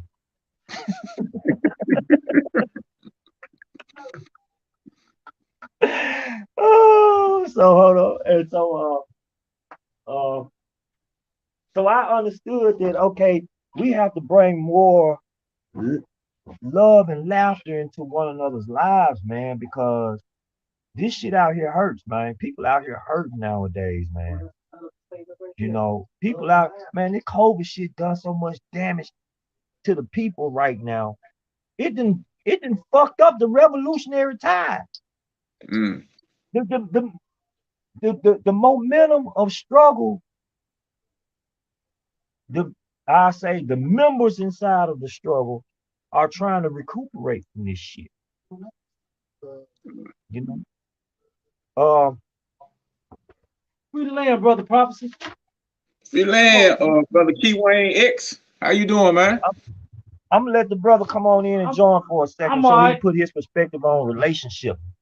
What's Hey, going come, on? come. Hold on, before you get in, I wanted to ask you something, comrade. What Okay. the hell is done you up here talking about, man? You see? A Daniel is goddamn it gonna cut up on a motherfucker. They keep fucking with her. That's what she gonna do. Now, what No, she at? I was looking at some of these comments. I'm like, what you talking about? What you talking about? Where she at? Put it up. I probably understand a little more what's going Okay. on. Say eating. Oh my. Eating. Wow. I'm I gonna ain't go to the. repeating that one. I ain't repeating that one. That's one cuss word or cuss statement I ain't even talking about. I ain't Hold on. gonna say it. What was the topic for today? You want what do The same topic I put up for class yesterday. What do the male and female relations and how they work today? Yeah, how they look today. You weren't gonna meet me as your wife and could maybe, but wife material now, and I only wish to be seen as though as who I am now and share my duality. The animalistic side is always there, but so is the loving, studious mother, the home decorator and culture teacher, and the political dorky, goofy, freaky, loving ass wife. Okay. That's crazy. People enjoy the entertainment Oh, or the she, fun she, aspect of a relationship. But when it comes to being with somebody through their falls and flaws, and both of them growing on the positive path, whether that's spiritual, whether that's conscious, whether that's finance, whether that's we just want the best for our children. In the days, times from when I'm in here looking out at people, I don't see the relationships lasting. I don't see it lasting. It's very rare. Like I had my cousin married his wife, right, Brother Prophecy. Okay. And this was 2003, and she was pregnant with a child, and they had a son. And I came home. My cousin like 3 years younger than me, and he had a sad chick. Now at this time, I'm just getting out the penitentiary. I'm still trying to go to the malls, but I got my old ways in me. I'm bitter just getting out because things ain't been my, life passed me up a little bit. But I had told my cousin, I said, we got to break the cycle. Because I remember one day he was about to strike his wife. He was upset. I said, cuz, don't you do that. I said, family, she pregnant. If you hurt her, you hurt that child. If you hit her, that child can come out mentally retarded or hurt because of you not thinking, right?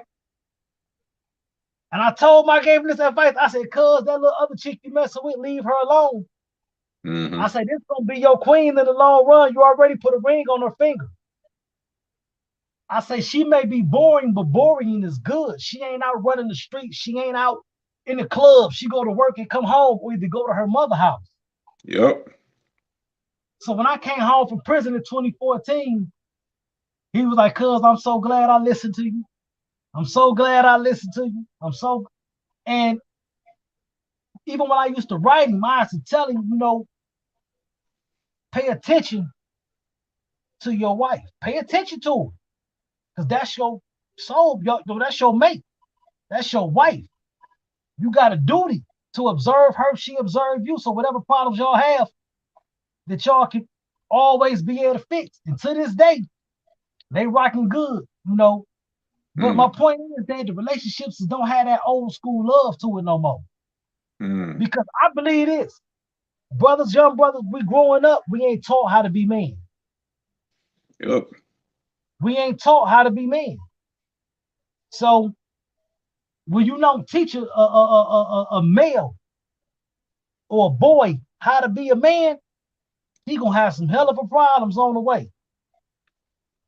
We was talking in class, and I told the team, my father, rest in peace, he got that pimp mentality. And by me being a member of the Nation of Islam, I learned to respect the black woman. I ain't gonna put my hands on them and all that. I'm not gonna use you out your money.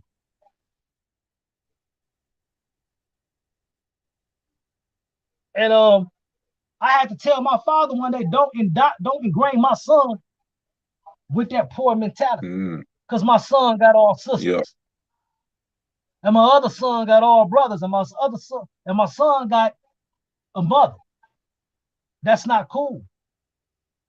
I said, Poppy, I don't believe in that with you talking, but I love you. But I believe with the Honorable Elijah Muhammad taught us about the black man respecting the black woman. I stand on that, Pops. You can't teach my son that. I'm not gonna allow you to put that in his mind. Even though you think you're giving him a tool to be successful in life, I recognize that you was giving him a poison. Yep. And when that poison come out, it's gonna have a harmful effect. Because every man should want his son to be better than him. For example, if you are drug dealer, robber, gang banger, bank robber, whatever, and your son grow up and he does the same exact thing, you failed as a father. You failed. You failed.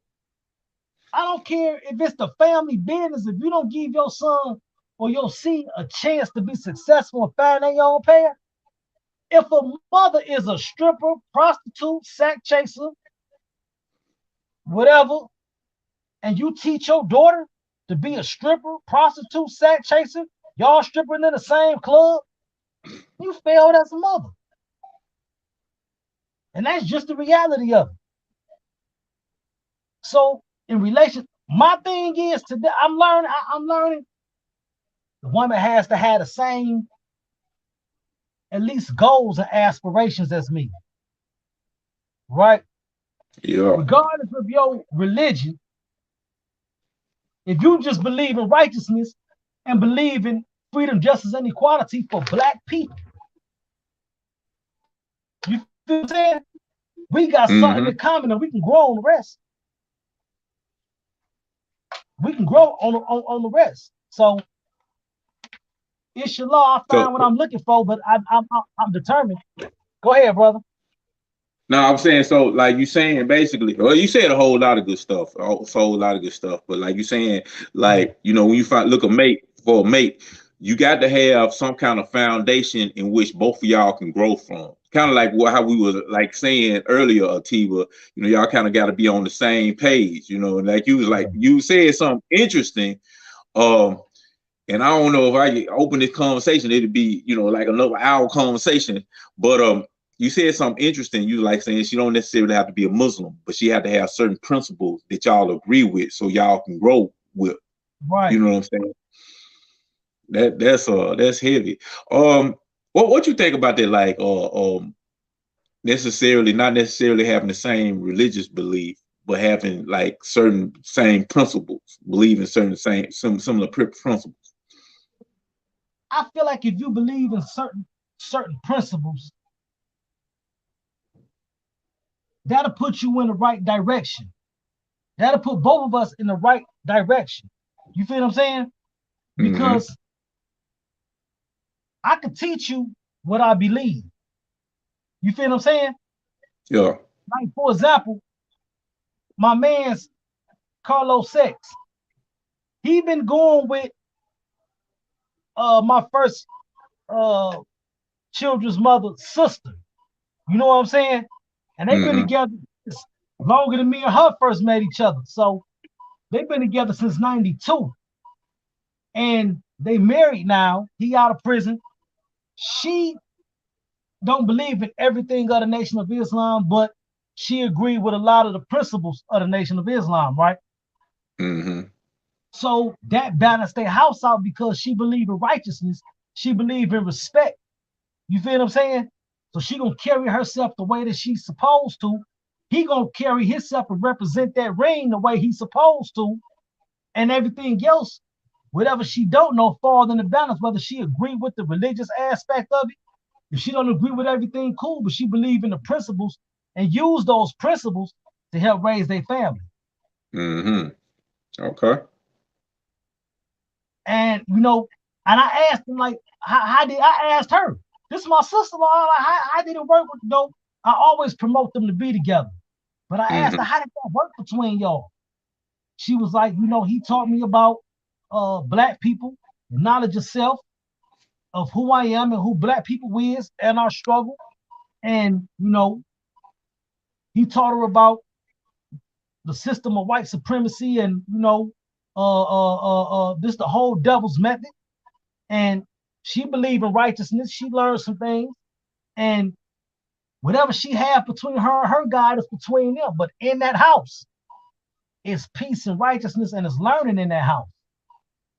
You feel what I'm saying? Yeah. So it's some compromising. Got you. He don't smoke weed no more. But she smoke weed. He don't mind. You feel what I'm saying? Yeah. He don't mind. I guess it's a mood stabilizer for him. You feel what I'm saying? But ain't no popping no pills and no alcohol and no other. You know what I'm saying?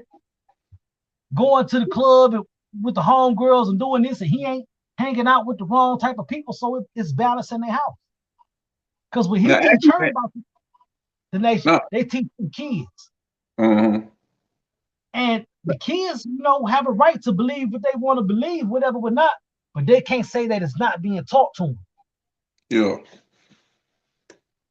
So So I wanted to kind of build on something you said, because like you said a important word,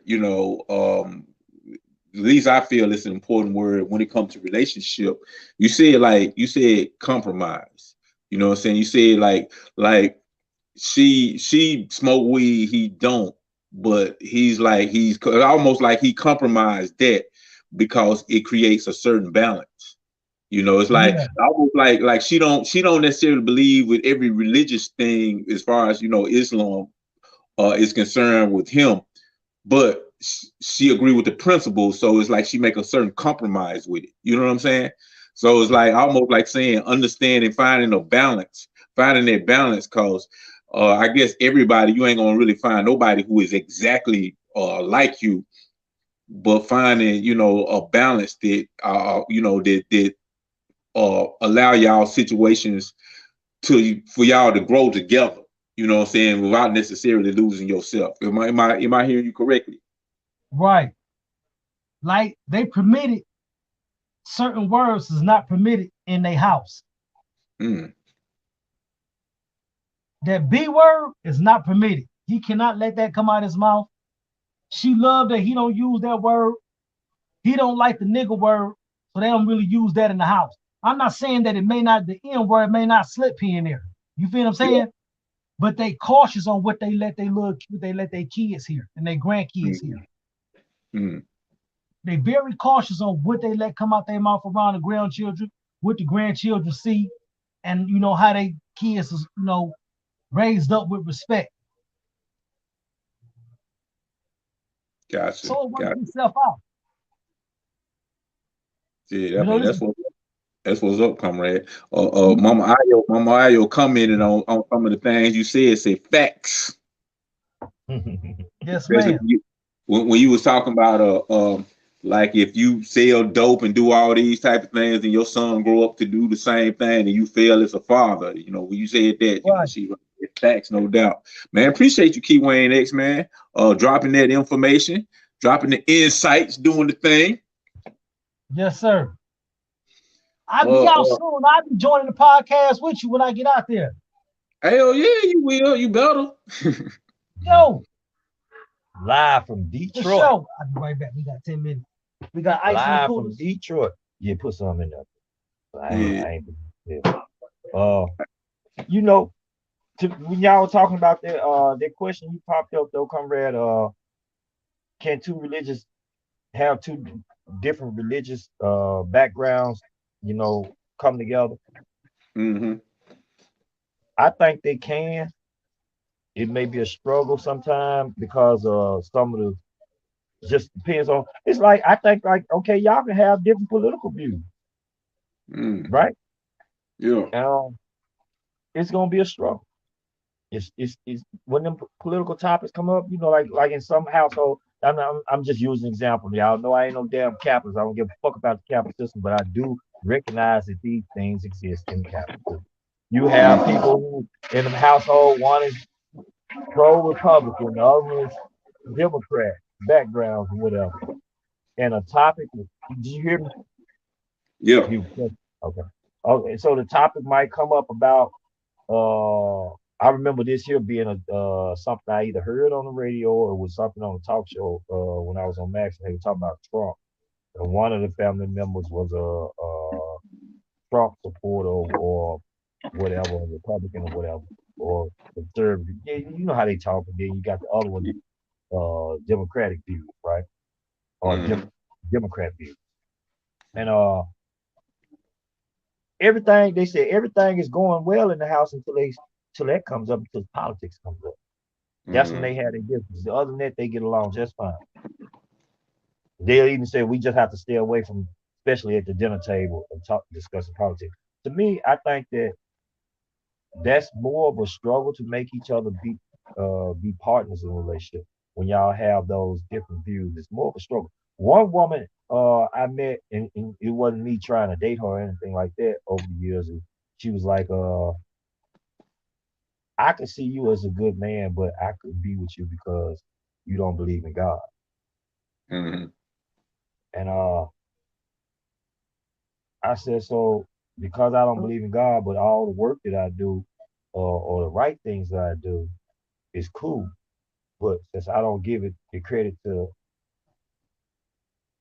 God, or however you want to term it, is I'm not worthy enough to be your man. Which I'm we just having that talk, and she was like, yeah, and she stood on that. And Mm-hmm. me, I was like, well, I couldn't be with you anyway because I know that when you have that type of mindset, you will be in a relationship trying to convert me no matter right or wrong on a topic. You will be steady trying to interject your religious views into the picture to get me to accept. It ain't about who was right or what was right. It was about if God ain't in the middle of and so I tend to try to stay away from saying that I will find a woman that has that. You know, Mm-hmm. uh, I can tell you that I would want to have a Muslim woman or a Christian woman as a wife or queen because I think that it's going to be a big conflict trying to deal with a brother like me.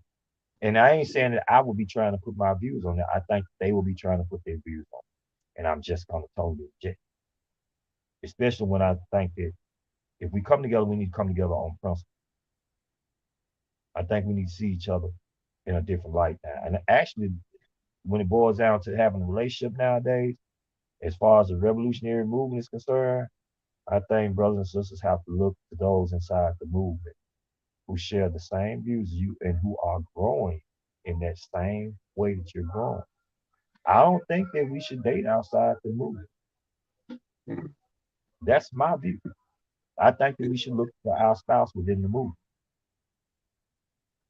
Yeah. Yeah. And in order for you to be the better you, I think that, see, the reason why I say that is because, okay, a queen inside the movement can't do nothing but make me do better. I don't think I've achieved my level of greatness or my level of who my highest aspiration of who I am. But a person that's outside the movement might think that I'm right and cool, right where I'm at. You see what I'm Mm-hmm. saying? Yeah. And and that will only hinder the growth and the potential that I probably have. Whereas a woman that's inside the movement, know what the movement is about, know what we're about, and know what we're striving for, she can't do nothing but keep pulling out the best of me. And I can't do nothing but expect the best from her. Inside our movement, the more we grow, the more we'll learn that we ain't supposed to practice liberalism, Hmm. right? So, and liberalism manifests itself on multiple levels, right? So Multiple if levels. you have a woman in the movement and she understands what liberalism is, she's gonna step to your ass and correct your ass. Damn how you feel. She gonna let you Mm-hmm. know it, comrade, that ain't shit you on. You need to correct that for real. I love you. I ain't going nowhere, but I ain't gonna sit here and watch you do that fucked up shit neither. You see what I'm saying? So, but with a woman, I believe that doesn't study that. Matter of fact, she'll probably be practicing more of it if she ain't aware of it, right? And most of the times when you find people who understand, see, when I learned about what liberalism is, I learned that from reading Chairman Mao's Red Book, right? Mm-hmm. So Yeah. most people that's going towards the movement end up touching bases with the Red Book. I haven't met many people outside that's not going towards the movement that reads the Red Book, Yeah. right? So Mm-hmm. liberalism, if you find it somewhere else, I give credit to Chairman Mao because that's who I learned about it from, Mm-hmm. you know, and it still holds true to me. Everything he said is true. And a lot of us practice that shit, you know. Let me play devil's advocate. No, I'm agreeing with you, but let me play devil's advocate. But actually, man, I ain't even really mean to bring up this subject because this is like a whole show topic by itself. Um, so what about like people? Cause like you can be in the movement, the New African Independence movement, and you can actually be different religion because to be in the New African Independence movement does not, you're not designated a specific religion or a belief system. We Right. just believe in getting land, independence, self-determination, scientific socialism. So what about, you have somebody who a Christian who's in the New African Independence movement and somebody like yourself. What do you think something like that about that? There's still going to be a challenge, right? Because the form of Christianity that we know today, and most people that practice Christianity today, practicing the Eurocentric Anglo-Saxon Christianity. That's Mm-hmm. their base. Now, okay, so when you say for instance, this person is a Rasta, because Rasta say they are the true Christian. They are the original Christianity in its root form. Okay. And we understand that Christianity and Islam and Judaism, all that has centered itself foundation, comes from the African continent. When us inside the New African Independence Movement, I haven't really heard many people break that down. Mm-hmm. I'm saying when I say break it down, actually show me how they actually practicing their form of Islam or Christianity from uh its root within the African continent. Most brothers that I've seen practice Islam, and I'm not even speaking towards the nation of Islam. I'm not talking about them brothers. But when I start talking about brothers that's Sunni brothers, no shot against y'all now. But I catch a lot of them brothers, Sunni, Hanafi, I can't say Shiite because I haven't met any of those. But Sunni and Hanafi, I've met multiple of them brothers. Um, their practice is to be more Arab, not Mm. African. Yeah. You know, I tell them in a minute, man, you practicing Arab nationalism. You know, and it, I say, I say, you give more credit towards saying assalamu alaikum, alaikum salam, and stuff like that, and you or calling brothers haki and stuff like that. I'm like, brother, it wasn't this one particular time. I've gotten thicker skin since then. I used to tell brother, I'm not no damn Arab. You want to address me as Ndugu. Don't address me as no haki. Address me as Ndugu.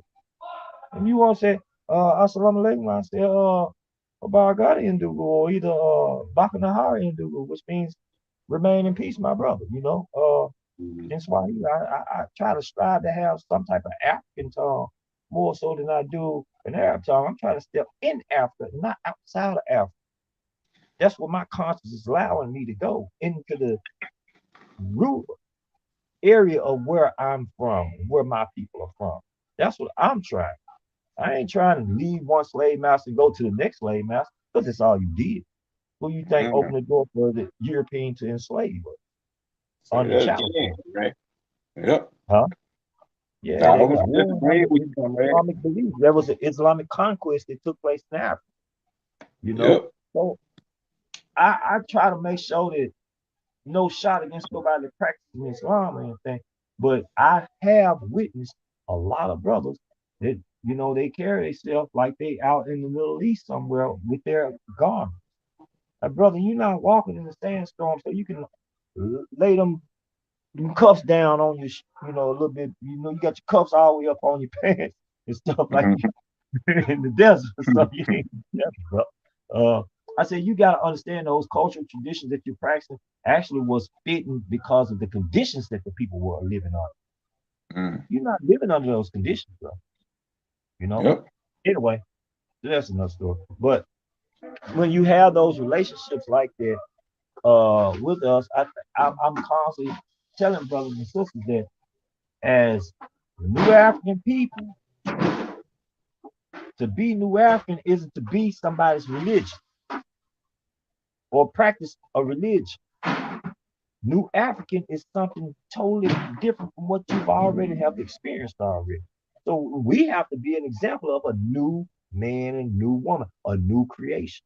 Is that not what it says in our New African Creed? No. You see what I'm saying? We have to be something bigger. I, as Rastas, part of the teaching in Rasta is part of citing the utterance of His Imperial Majesty, Emperor Haile Selassie. And part of it is saying we must become larger than we have been, more courageous, greater in outlook, large in spirit, right? And that to me, I still can say that we have to be that type of person. We have to be Mhm. much more than what we have already experienced with us. I don't think that the most newest form that we can show won't manifest itself at all until the system itself is toppled and we have brought into a new system, because a new system allows for a new you. It's not the struggle of being a new you isn't as as much as it would be under this type of system. You know, you have, okay, for example, you have people that transform their life. They go through some type of religious awakening in their life and makes them walk away from the street, and that is so beautiful. Mhm. I am one of them. I am one of them.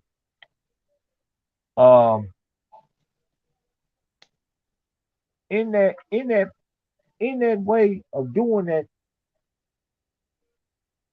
once they make their transformation, so much stuff start coming their way that the only way they know how to deal with it properly is to go back to the old things that they would do to handle those type of new situations that then arise while they trying to be the new them. And that's because you haven't changed the system. You may try to change you,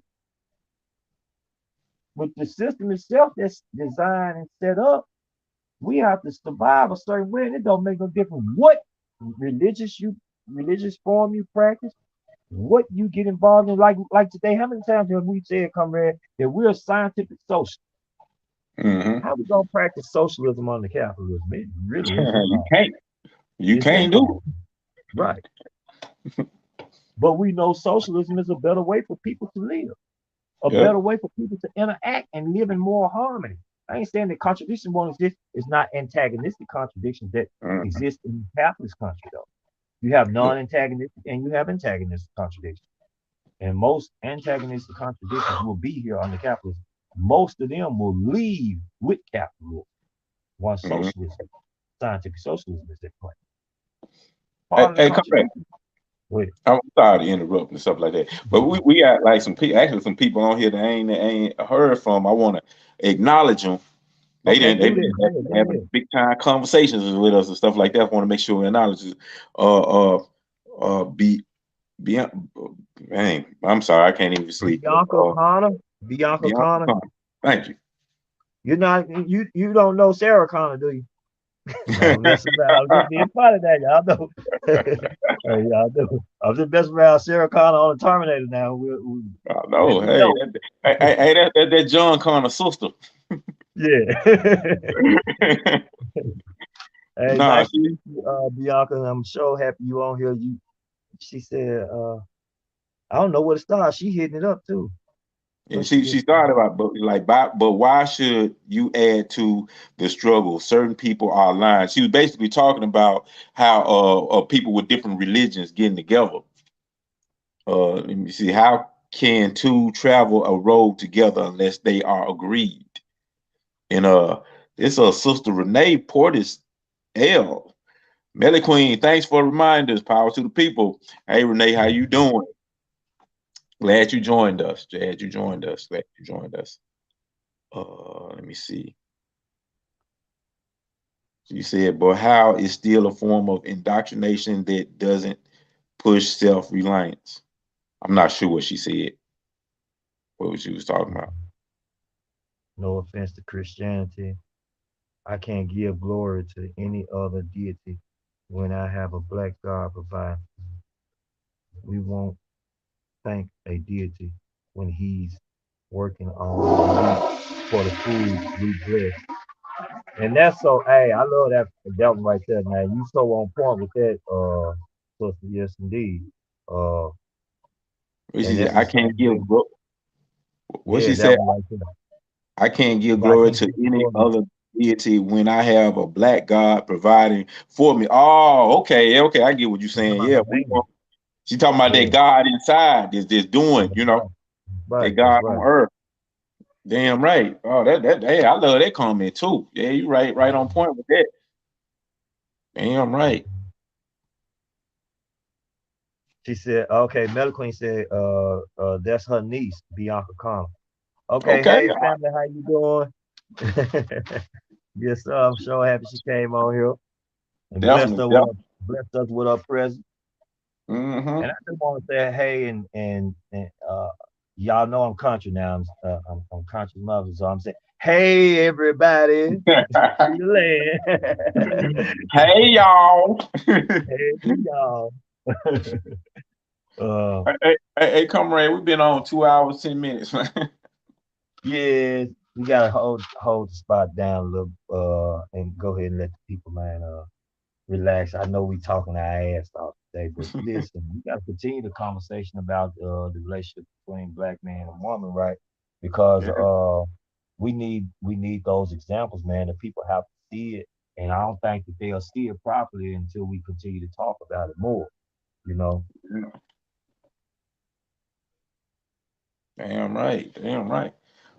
Bianca said, "Thank you for providing enlightenment." You know, what? Andrea been on here all the time, and I don't think we acknowledge her. Hey, Andrea, how you doing? She said, "Free to doing land. Andrea, she been Love quiet you over guys. there. She We been love you quiet. too." Yeah.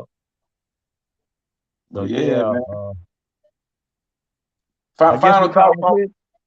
Say what? Now go ahead, come in. No, I was going to say, what was your final thoughts man woman relationship and the struggle and everything we talking about?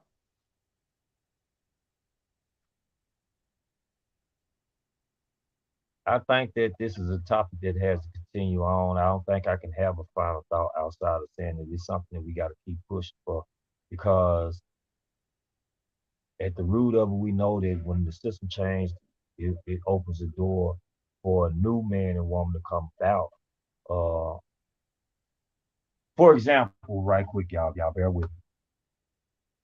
Say the revolution does take place, the real revolution, not no, the real deal. Mm-hmm. In that process, that's a process of war. Don't you know the entire making of your being will be somebody different? It changes you, right? The relationship that you have with a woman will be so damn different under those conditions and circumstances. You may just under war, you may have a leadership that says we need to have more babies because too many of us have been killed during war. So we have to have everybody have to make babies as much as possible and protect the pregnant women, protect you see what I'm saying, protect the young youth. And when we have those babies, we have to train those babies to be the next stage of warriors. It means that they may have to learn how to shoot by the age of 5. See, now for black people, we probably most black people are like, damn, that's a little hard. You talking about the baby holding a gun, shoot that motherfucker, and actually killing somebody with it. Well, guess what? That's a reality for people over in the Middle East, bro. You got the whole family fight Yep. because they've been invaded by imperialists. Imperialists are over there killing everybody. That means that everybody has to fight back.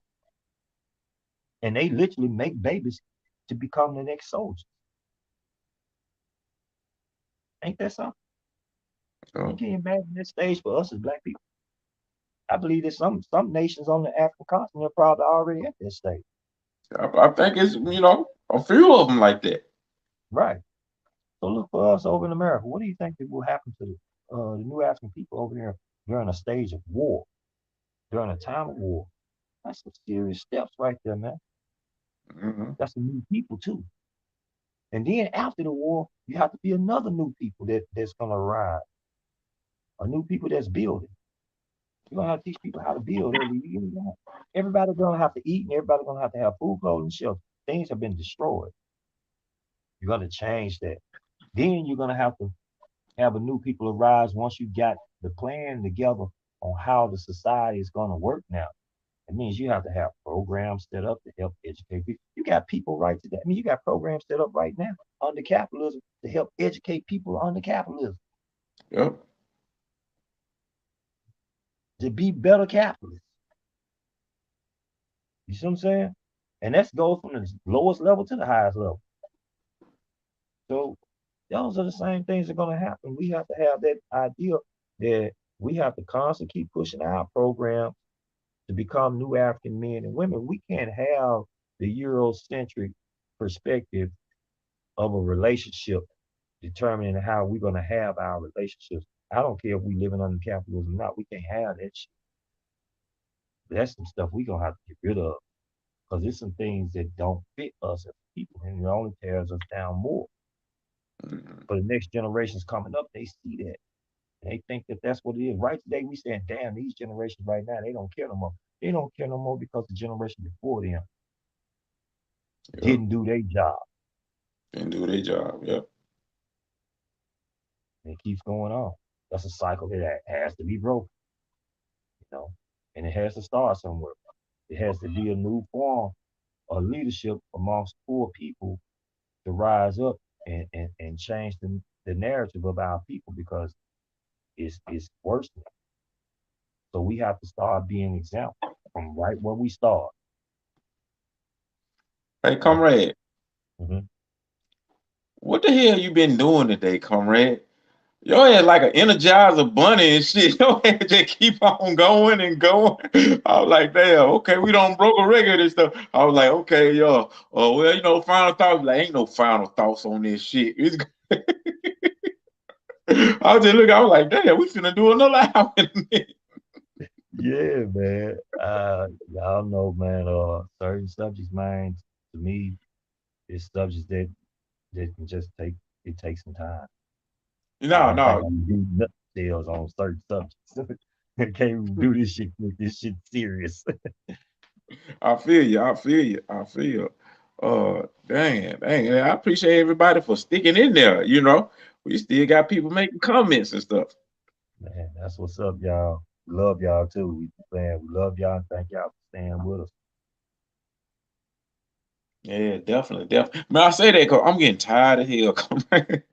No, you good, comrade. We good. I mean, I know we didn't done what we can do in 2 hours and some change. Yep. We normally try to make it like a little hour or something, but you know us, man, we'll get you going on here.